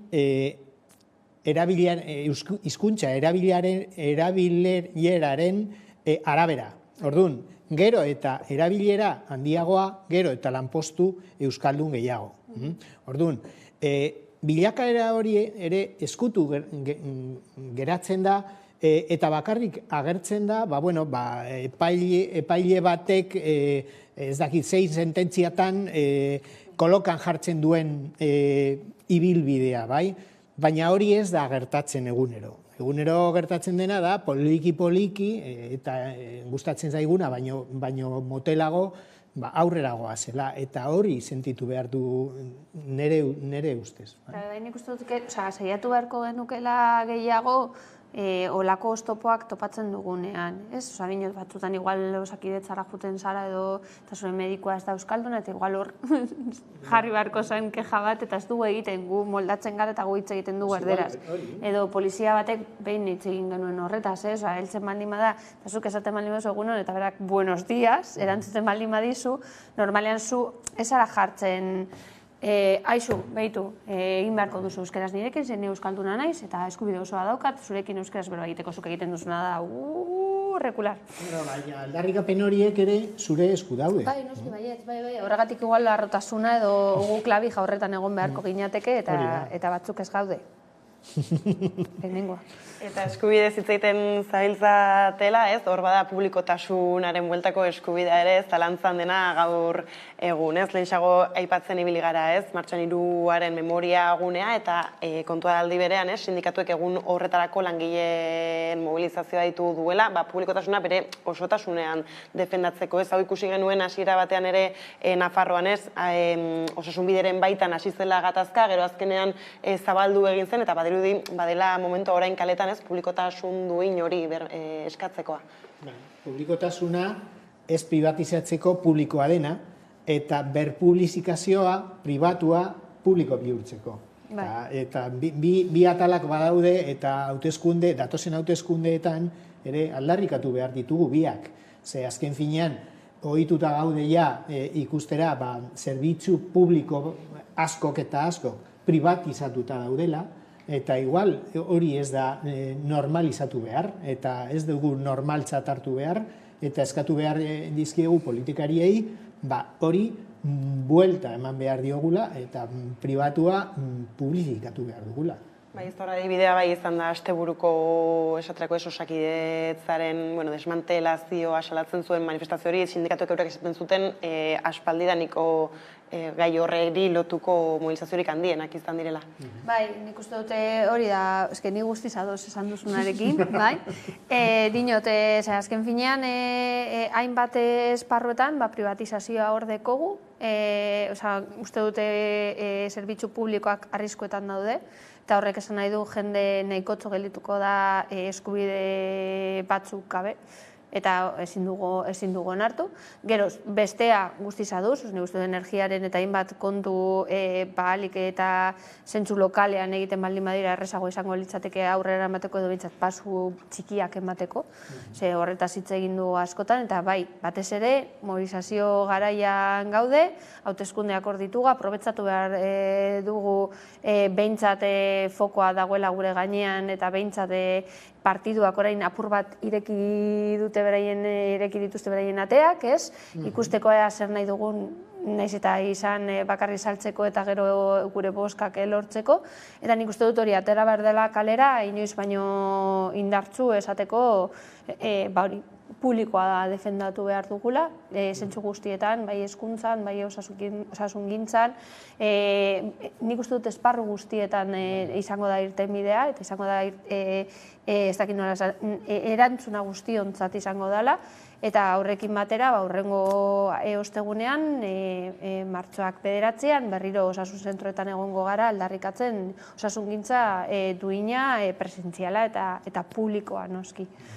Bai, baina izan eror osasungintzak berak hartu du agian pultsoa une honetan, ez? Beste momentatutan eskuntza izan da, eta azkenan gauza hauek ez balako markatzen dizkiguten epen barruan ere mugitzen dira, eta horregia da, kuriosoa dela, behintzat, EAen, ez da, Gotzone Sardik esaterako esaten zuen, ez zegoela desmantelaziorik, eta lan baldintzetan ere ez zegoela arazorik, baizik eta langile falta zela, ez? Apurrat igual, herritarrengan pilota botatzen ere. Langile falta dira, kasu batzuetan igual bai, baina zergatik joan dira. Zergatik joan egin dira hainbat eta hainbat mediku lehen arretatik. Lehen arretaren antolakuntza, lehen arretaren lanbaldintzak ez dira onartezinak dira, eta horrezagatik joaten dira.